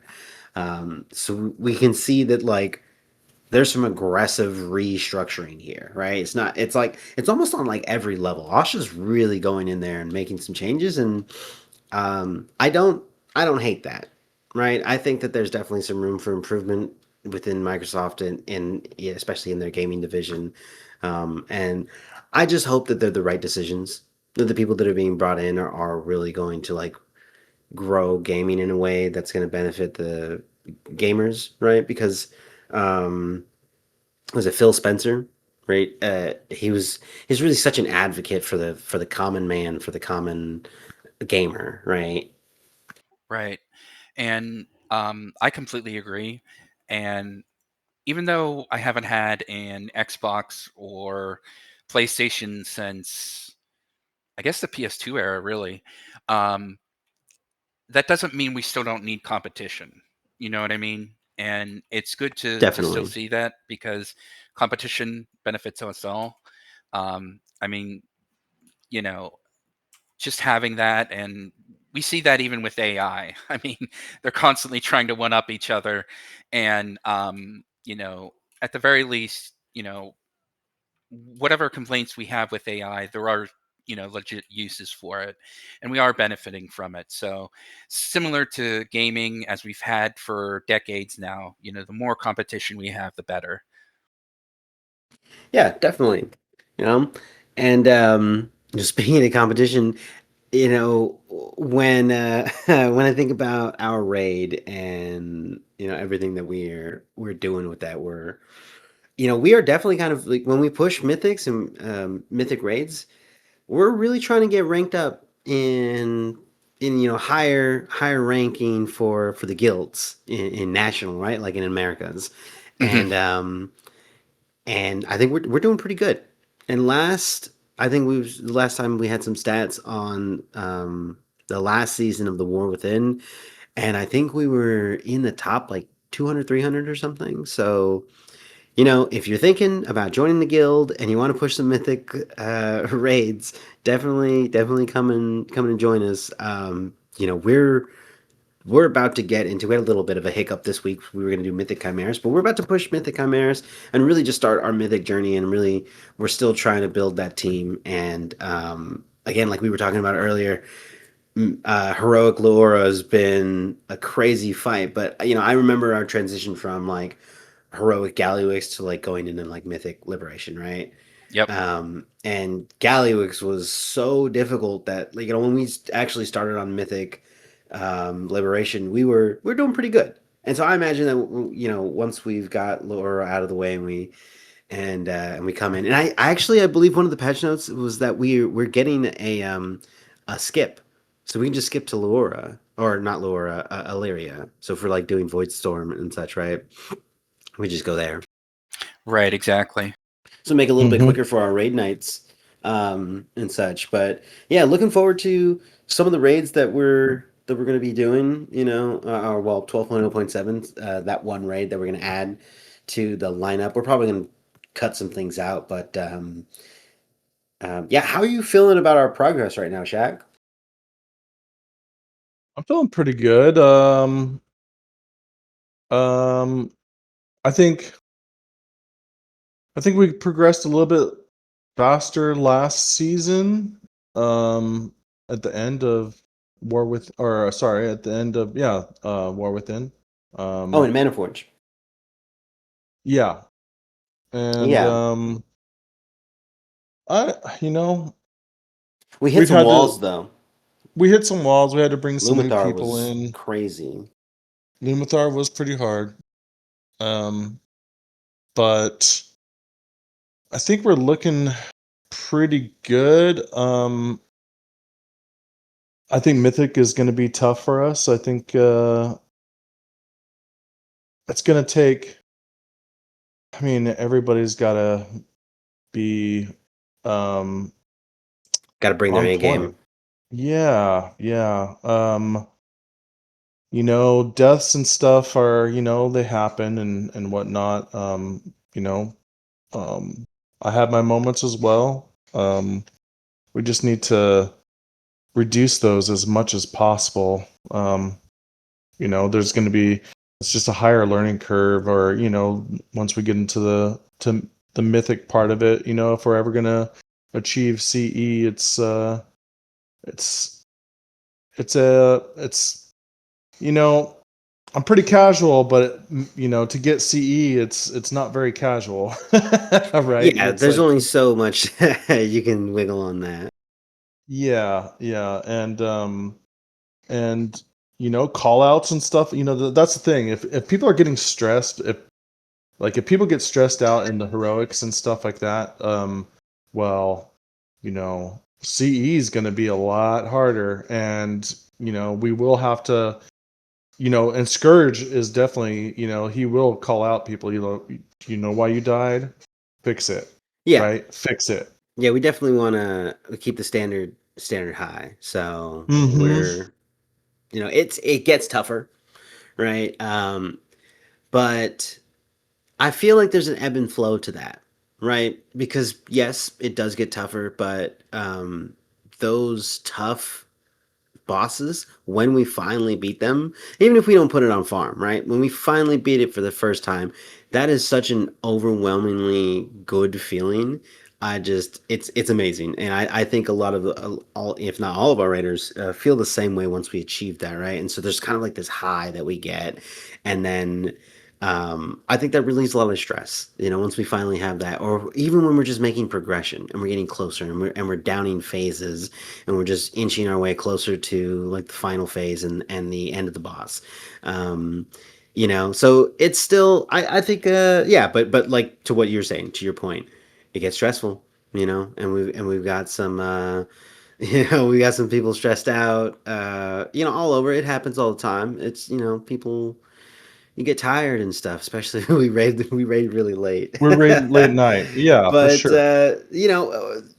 kind of always done that, right? So it's the one of the biggest reasons why we have the raiders that we have is because it works out for their schedules, right? Not really able to raid in any other time slot, so this works really well for a lot of these people. Um, so it's just kind of an odd time because it's like so late. So I think we do have a hard time with like recruitment in that sense. But I really like Yeah. Pathfiner's idea from last week, running that Mythic on Sunday. I think it'd be really cool if we can do that again tomorrow. Yeah, to Mhm. get some more people in there for sure. Yeah, Because we didn't get to recruitment run raid. Chimeras this week. We're all open. Yeah.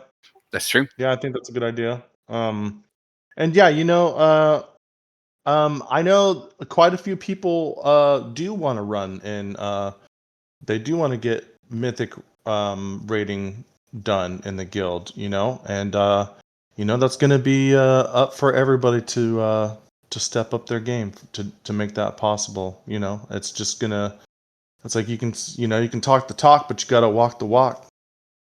Yeah, yeah, definitely. I think as long as like we have a good idea about what our standards are, or like what the bare minimum is, right? So we understand like where DPS should be. I think it's good to have. Even like for anybody out there who's like listening, maybe you're running a guild or something. Take a lesson from us. I think it'd be really good to have certain things like outlined, almost like an employee handbook, right? Like kind of like raiders understand exactly what it is, so there's no confusion, and also Yeah, things that maybe are if like people, verifiable. maybe if people read pin post, that might help. We have a pin post, right. We have one, but it doesn't. There are certain things that it doesn't cover, right? Like we do have some of this. It's like run one mythic plus a week, and we have some of those things, right? I think we don't have a system in place for managing those standards. We have the standards, and that's Mm, cool. You got a whole rule book, right? But I think it for what we're doing and the amount of people that we're like managing and in the distance that we want to go with the guild and everything and what Indo is like kind of planning for everything, right? Like at some point we're probably have a lot of people in here, and if we're to scale this up or really do something bigger with this, I think it's a really good. I think going forward, it'd be a really good plan to have the enforcement of those standards also be a standard, like a written standard, right? And that Mhm. be also right. pinned so that you can just link to that specific pin when you have to talk to somebody about like, hey, you're not meeting the standard, right? And I Right. think if people just have that, especially if it's just like the first like and a first offense would be like I was just and I think we were talking about this right before the podcast when 12.0.5 came out, my healing dipped immediately. Like regardless of whatever it was like before that, like it went down. I made no changes, and so like immediately I had to go, and I realized there was like a bunch of things that had changed with the patch, and a lot of changes that had came in for a bunch of different classes. I was one of the ones that was included. I had to take a couple different talents, and I changed some things around, and I had to really work at it. It took me Hmm. some time to actually like read through everything, and I was running sims for my character, and there were just things that like it takes effort, and it was surprising because it happened immediately, and it was patch day and it's raid night at the same time, and so right, you know what I mean, like Right. so things like that. That's like a situation where somebody would go, hey, this is the first time that this has happened, right? Last week you were fine, this week not so much. Do you have an idea of what's going on? Maybe it's just performance. Maybe they're sick. Maybe they're tired. Maybe they know that's what it is, or maybe they're like, I have no idea. It's like, okay, did you check batch notes? Maybe we could talk about that or something, right? And so just kind of having something where it's like, we're definitely going to talk to you about this on something initial, but it also means that somebody has to watch the numbers. Somebody has to know, like we all have to know what our minimum standard is. What is the minimum DPS we want? What is the minimum HPS that we want? from a Yeah. healer or from a DPS, and make sure that we're watching it, because we log everything. It's not too hard to watch it, but we all have to have a standard that we It's agree to and that we post. right. And it's and the standard, and it's up to people to really we've got Discord, right? And Discord is such a great resource for, people like Temp and Kane and all, you and Rygus, who post, things up there, the new, the updates and stuff on class changes and whatnot, even if somebody's not looking up themselves, I'd Yeah, like to see more Discord or engagement. I resources. know we have quite a few like people that don't really like engage with other people. It seems like it's the same people, right? That are constantly, talking on Discord. And I think it would be beneficial if more guild members, not just to engage on Discord, but also with their other guild members, to enhance that community type of thing. Because some people just come on and they raid and then they leave. I They you like, you know hardly ever see them like actually like Yes, we only conversing and see chatting you know in raid nights, right? Like they'll like right. they'll come in, they're active, they're on raid nights, and they'll chat in the Discord, and then outside of raid nights, like it's like crickets. Right. Right. Yeah, And but like to your point, there are a few people who do talk pretty constant on there, and so I think that we've, for sure. at the very least, we have like a little buzz, like a constant buzz going on. But it would definitely Hmm. be really cool to get more people into the conversation, especially around like tactics and thinking about stuff. Especially if we're struggling on Laura. No, we're not anymore, but like if we were, and this thing is happening, or the new tactic. We're taking two crystals, right, and we're doing this change. It would have been cool to have more people in on that conversation, I guess, or Right. conversations like that for What happened suggestions. what happened to Naxu?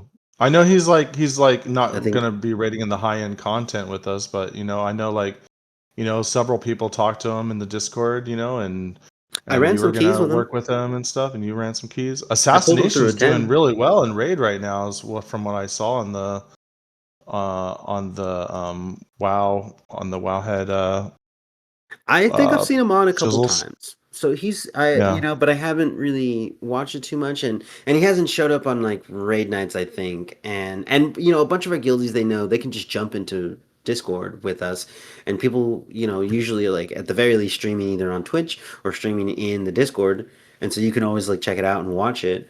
To check out the Hmm. raid as we're doing it, so you can Should definitely and be, hang you could out, get notes and right, know what definitely you need to learn, do, what the fight's gonna be like. and that's super beneficial. Yeah, I think that's important for people, even if they're, being quote unquote benched, right, for the time being. Or yeah, if That we is have like 21, 22 people there, right? And we have to have somebody just outside the instance, and we're kind of like shuffling they need to be around. ready to go.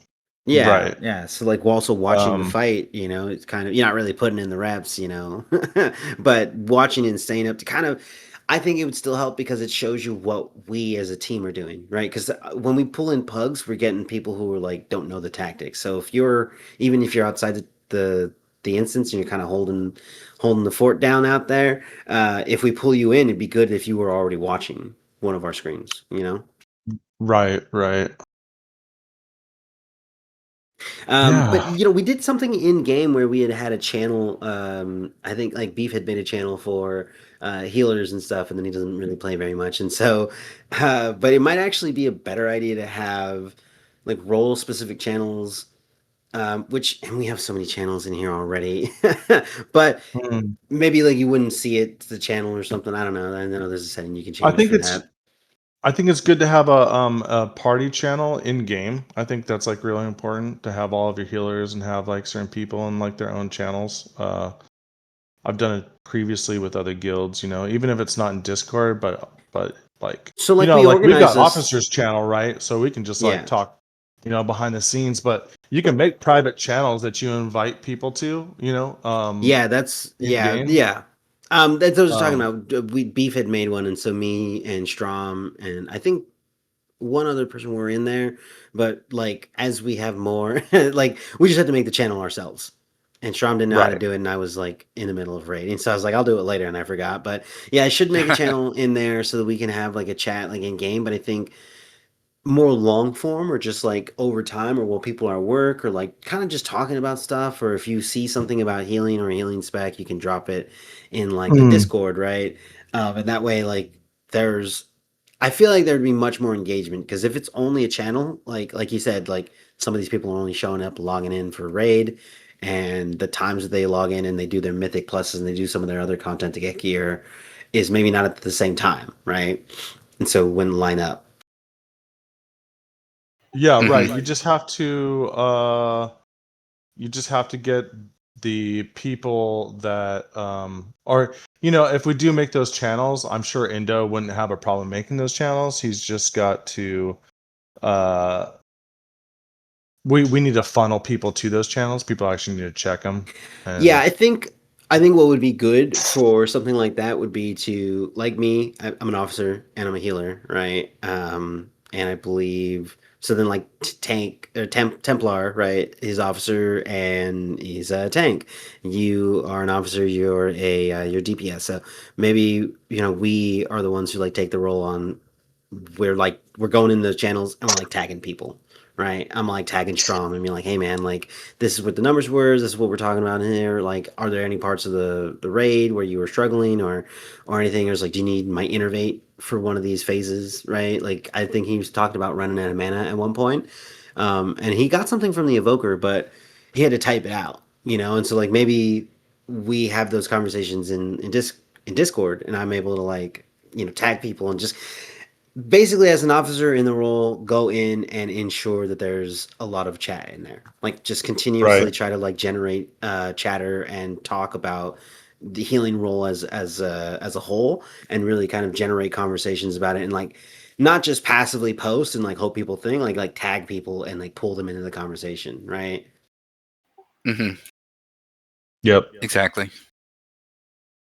Yeah, so I think that'd be pretty good. We should, yeah, we'll talk to Indo about that. And I've seen him; he's been playing a little bit more, and he's leveling. Yep. And Yep. like we alluded to, things are changing, up the limit for the guild bank and stuff like that. So things are moving along. And we have been, for those in the guild who are listening, moving along with regards to loot, getting that squared away.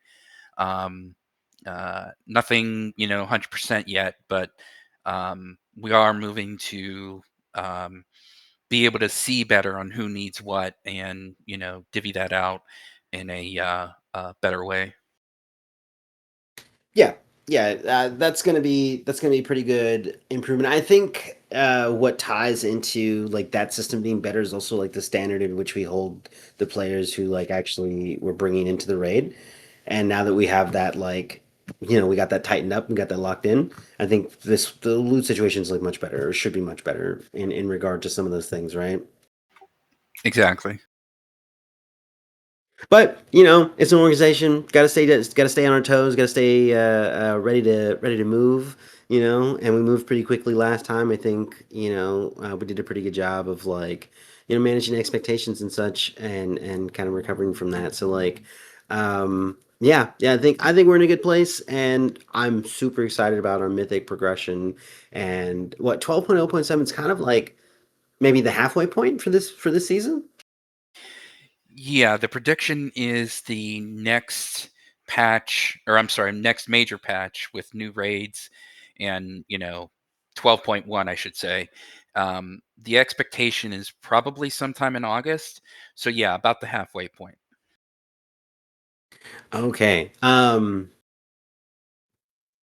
Pretty good right I have a now as real far as the shallow rankings. curve on learning bot. Um, Like, it's a slow ramp going up, but once I learn, I'm good, right? Like, but it takes me a while to like lock in all the mechanics, and I noticed that my healing is dog water right. when when I'm learning the mechanics, because I'm like cognitively bouncing back and forth. But once I learn the mechanics, then like it becomes like a background process, and I'm mostly focusing on the Mm, dynamic thought process I need to have for healing. right. When you get Hmm. to a point where you're like, oh, this this phase or these things are coming out at 2 minutes, 1 minute. You know, it's like then you can be like, okay, that's like I can really balance out my cooldowns or something, you know, Ooh, at yeah, specific Laura. times. Dude, Laura is such a good fight for me, right? Resto Druid. I've got it's like Seed of the Forest, so every 4 Swiftmans I get turned into a tree, right? And then that is and every 4 Swiftmans is it's 15-second cooldown. So if I smash that on CD at 60 seconds, I have I'm basically turned into a tree. I turn into a tree for several seconds. I was like 10 or 15 or something. But my Convoke the Spirits comes up right then as well. And the Seed of the Forest, like that continues to tick up as well. So like basically by the time the tree runs out, another regrowth or another Swiftmend is up, and then I get the number 1 seed, right? Because at the 4th seed, I just turn into a tree again. And so that 60-second cycle never stops. And even though like I'm in tree form for like 10 seconds or so, it's like it ends up becoming the first 10 seconds of every minute I'm a tree, and then the last 50 seconds I'm building up seeds. And also in the first 10 seconds, like I cast Convoke, which is like a 5-second channel. And so like it's just a repeatable process. And with Laura, every minute it has a cadence that like I think it was every time we were doing the run where we have to run from the boss and she does the spin with the lasers. That happens just about every minute because I was tree form like for every single one. And it's really cool when certain things and certain mechanics line up with my cooldowns, because then it makes the cognitive load like way lower. And that whole thing is just super easy. Yeah. Right. So like if enough people use things like the method raid tools, not just to look at the notes and stuff, but there's also like reminder features and stuff and on a timeline. And so like once you like and you'll actually see like the race to world first, you'll see like some of their members like changing their timelines, and they know that they're like, okay, I want to put a reminder here for me to press this button, and it'll just, you know, it's not going by in-game stuff. They just notice it, like that's Okay. like the time, like the 2 minutes, you know, this time is like when Yeah, they're I've got a hitting heavy that ramp spot, right? phase. Like when I have to And ramp and I gotta get prepared, like it's really good if I just spread rejuvenations everywhere and get to 12 or maybe a little over. So like if Mhm. I like know there's a heavy mechanic or heavy healing, I can, and it's always on this mechanic that's timed, I can just set a timer or a reminder for like 15 seconds before that says, hey, ramp. And then I know Yeah, just like, well, no matter what I'm doing, because I know what's coming, I just go hard on the and rejuvenations and it's stack just them an up. audio cue, right? Another audio cue Yeah. just for you to be like, oh, it's That's coming, great. right? That's a great resource If for if adjusting how you use your if cooldowns. people did that, yeah, they would like it would like tune them for each fight, you know, as you progress and you recognize like certain fights. It's like Dangle saying like, I can't go like on Chimeras. He's like, put me in the second group because my cooldowns aren't going to line up with this with the first group. You know, I'm going to Right, be better exactly. set for Yeah, that was a good this move. time frame. You know, and so everybody needs to kind of like consciously think about those things and use MRT, which we have everybody get, and you can put those reminders and stuff that will audibly tell you like this is coming, right? You don't need to Yeah. have like separate from bigwigs or DBM, you know, that's just like call outs, right? But you could have actual call outs on like when the best time you should definitely use your, you know, a specific defensive cooldown or something like that at a certain time that you really like to use every time, you know, just to really, you know, Especially if you sharpen the find yourself blade. dying there, right? Yeah, if you find yourself dying at a certain period of time, you're like, damn, you know, it's like, and you're watching all the raid damage go on, you're like, okay, this is, you know, maybe not the first time, but the second time, this is definitely the time that I need to pop my cooldown, you know, which helps your Right. Yeah, definitely. healers, which helps the raid because your healers aren't having to worry about you as much, so now they're being able to heal other people. Yeah, especially for recovery. You know, when there's an inevitable damage that goes out and everybody drops and we have to recover, having even defensives being pulled in that point is mitigating damage that would have like probably killed some of those people. You know, while we're because I might not be healing you first, right? You don't know that. We don't. Nobody knows that. I'm just going around looking at.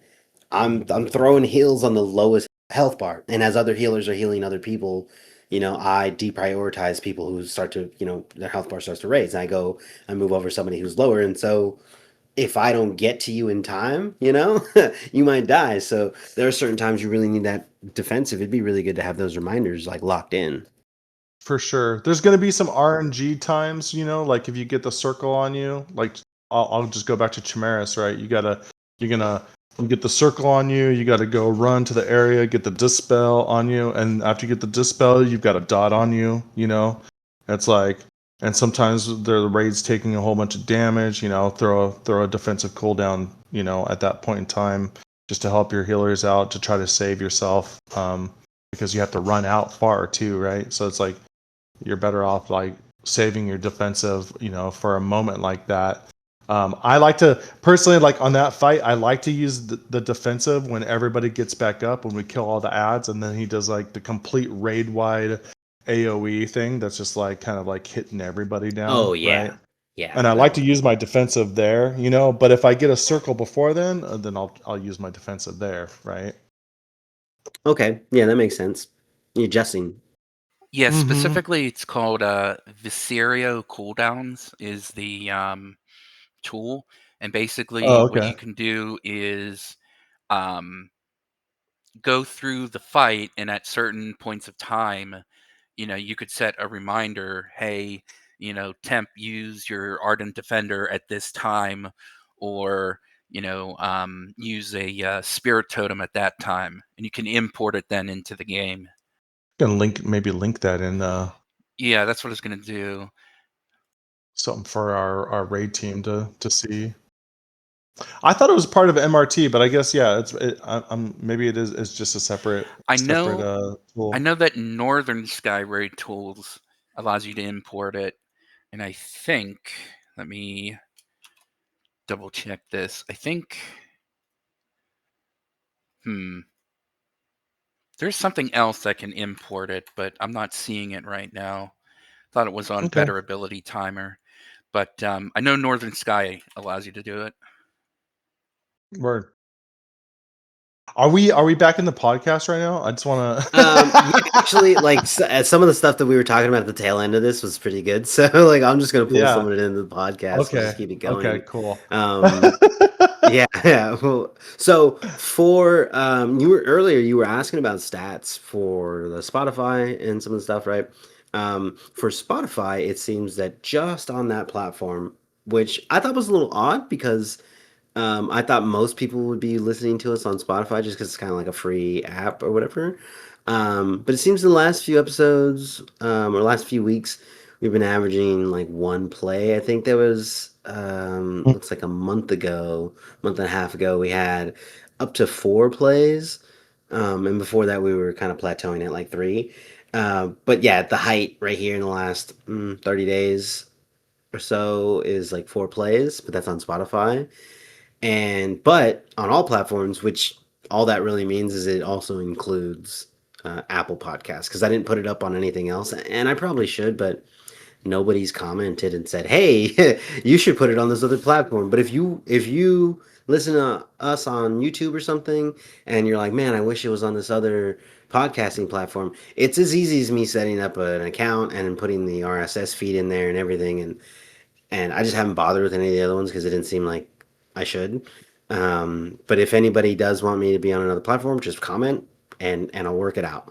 But so for basically, this means that the bulk of our viewership on podcasts is coming from Apple Podcasts. Interesting. Because I mean, lots of people have iPhones. yeah, So. for this one, we're averaging, it looks like, somewhere like 2 or 3 per on Spotify, but per episode, we're averaging 25 streams and downloads per episode. So yeah, I mean, we can wrap this up here. I think we had a pretty good episode. Yeah, for We feel sure. like 2 hours on that one because we were chatting for a little bit, but yeah, I think we're at around 2 hours on this one. So before we go, if you want to support the show, the best way is through our Patreon. Every bit helps us keep the lights on, improve the production, and keep this going every week. The URL for that is patreon.com/lastattemptpod. If you can't spare the gold, that's totally fine. You can still help in a big way at no cost. You can find us on Apple or Spotify, Apple Podcasts, of course. You can drop a rating and review. Love to see those 5-star ratings. Love to see the reviews. See what you guys have to say. Biggest thing you can do to help is to help new listeners find us. So if you know anybody who plays WoW, or even who used to play WoW, send this podcast to them.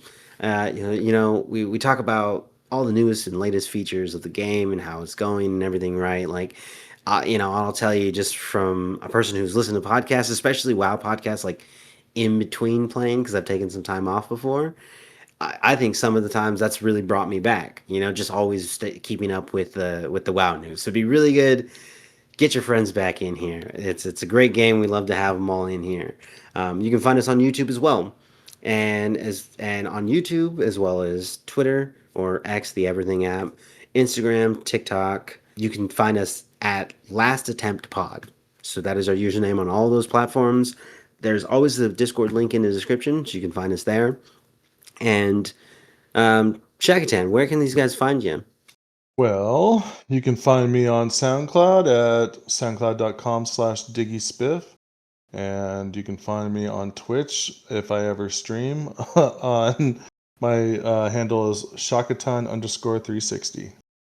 All right, and Templar, where can these lovely people find you? They can find me on my Twitch page, and the easiest thing to do is go into your browser and just type thehumandistraction.com, all one word, and it'll take you straight there. Awesome. And I wanted to let people know because I am an officer in the guild. If you'd like to reach out to me and talk to me about joining the guild and getting in there, and maybe you don't want to join the Discord or any of that stuff, right? And go through all that, you can message me in game. You can add me. My battle tag is Skyurus, SCIURUS, #1916. And go ahead and send me a friend request, send me a message. We can chat, we can get you in the guild, and we can go from there.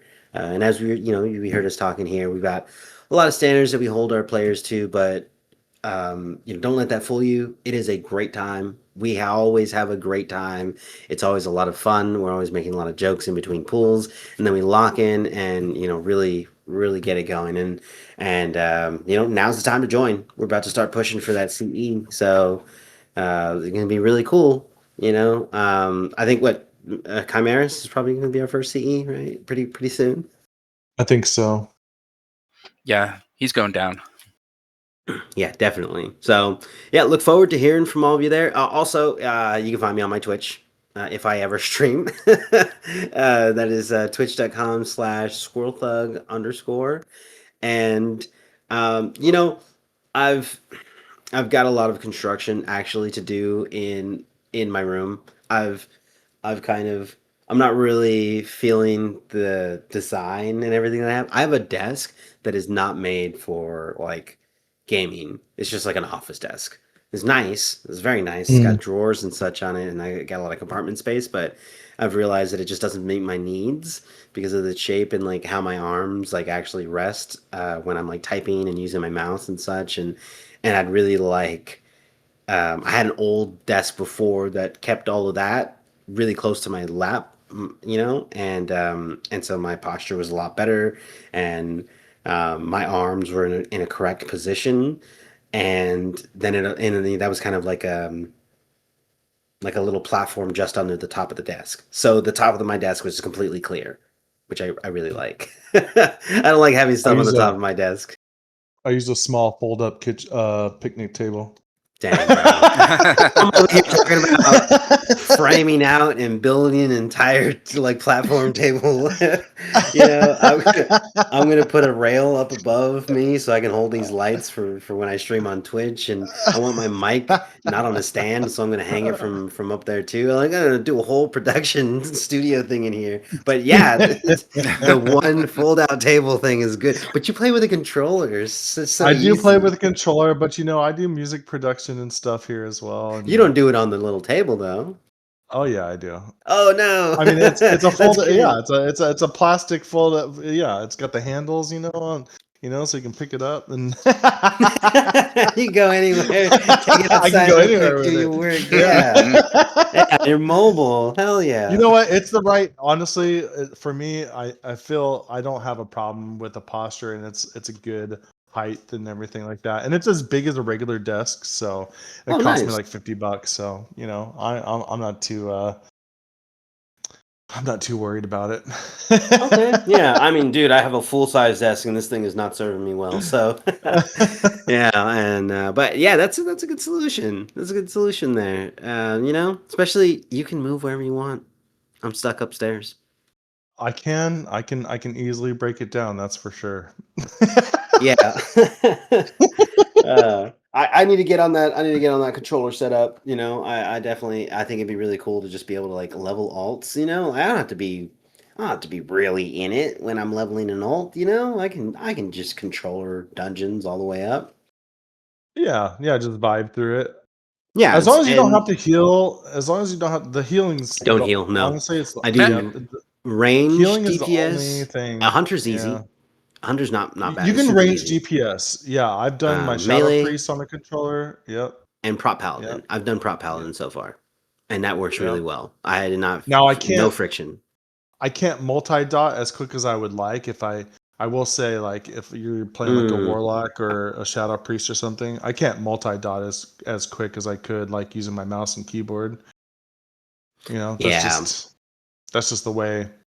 I don't think that'll ever be a thing. I don't think you'll ever be able to do something like that, as quick No, as you it would can. have to be tuned for like I think there's like Death Knight stuff that's like a pestilence kind of thing, right? Like that's gonna be your best option, like talent into something like that spreads it for you passively, and you can Right. kind of focus, and Or you're probably not gonna get as much cleave, but right. Or it'll funneling, funneling, the term funneling. It's like when you have a group pack, right? And you got a big ad or something, and you hit your smaller stuff. Certain classes work this way. You hit your smaller stuff on the smaller guys, right? So you get something on them, but then you funnel that damage into the main, into the main target. Right. okay. Some of that stuff, it's Yeah, harder to hard to do do on on a a controller. controller. Yeah, you can do it, but it's just harder. Yeah. Yeah, definitely there's some that lend themselves really well. Evokers are it's interesting because of the way that they play, and they have a lot of like these skill shots that give you like this sort of like mouse overlay in the world where you can visually place the spell, or where you power up a spell and you kind of see the visual powering up of it, and you can like release the button when you're at level 1, 2, or 3 kind of thing. That plays a lot like what I expect from like console gameplay. But funny enough, some of their spells don't really work with the controller. Right. So yeah, only some of them work really well. But yeah, but a lot of them do. A lot of them do. So I think yeah, it's nice to have. I set it up on my laptop. I gotta keep that one updated. I gotta keep them both updated. And I don't always do that. Um, but yeah. So hopefully I get this whole setup rebuilt and reframed. It's gonna take me a while or whatever. I gotta get all the materials for it. But yeah, once I do it, it's gonna be. I'm just gonna because it's not even just for Twitch streaming. I know that there's gonna be like I'm gonna have a couple things in here for that. But really, I just want a much better desk. And the one that I have Okay. right now, I Fair don't enough. like it. And it's like, oh, I could just build it. So I think I'm just Hmm. gonna do that. And yeah. So yeah, that'll be us for today. Want to just say, really glad to have all of our listeners here. Everyone who listens to the show, really appreciate the support and all that. And really good to have you guys here. You two, the co-hosts for the show. It's wonderful. You guys stayed really consistent with this, and it's been really good to get to have you here. And be able to have this opportunity to kind of just do this for the guild. I think this has been really fun. We've been able to pull in a lot of guildies as well, and that's been just like a blast, for the most part. So I think that's like it's been a really good thing, and I genuinely appreciate it. So thank you guys. Sure, man. Yeah. Thank you. Thank you. All right, so that's going to do it for us. Again, appreciate you guys being here. Appreciate all the listeners, all that. It's been great. Wrapping up this 15th episode. Looking forward to the next one. All right, see ya. Laters. Later.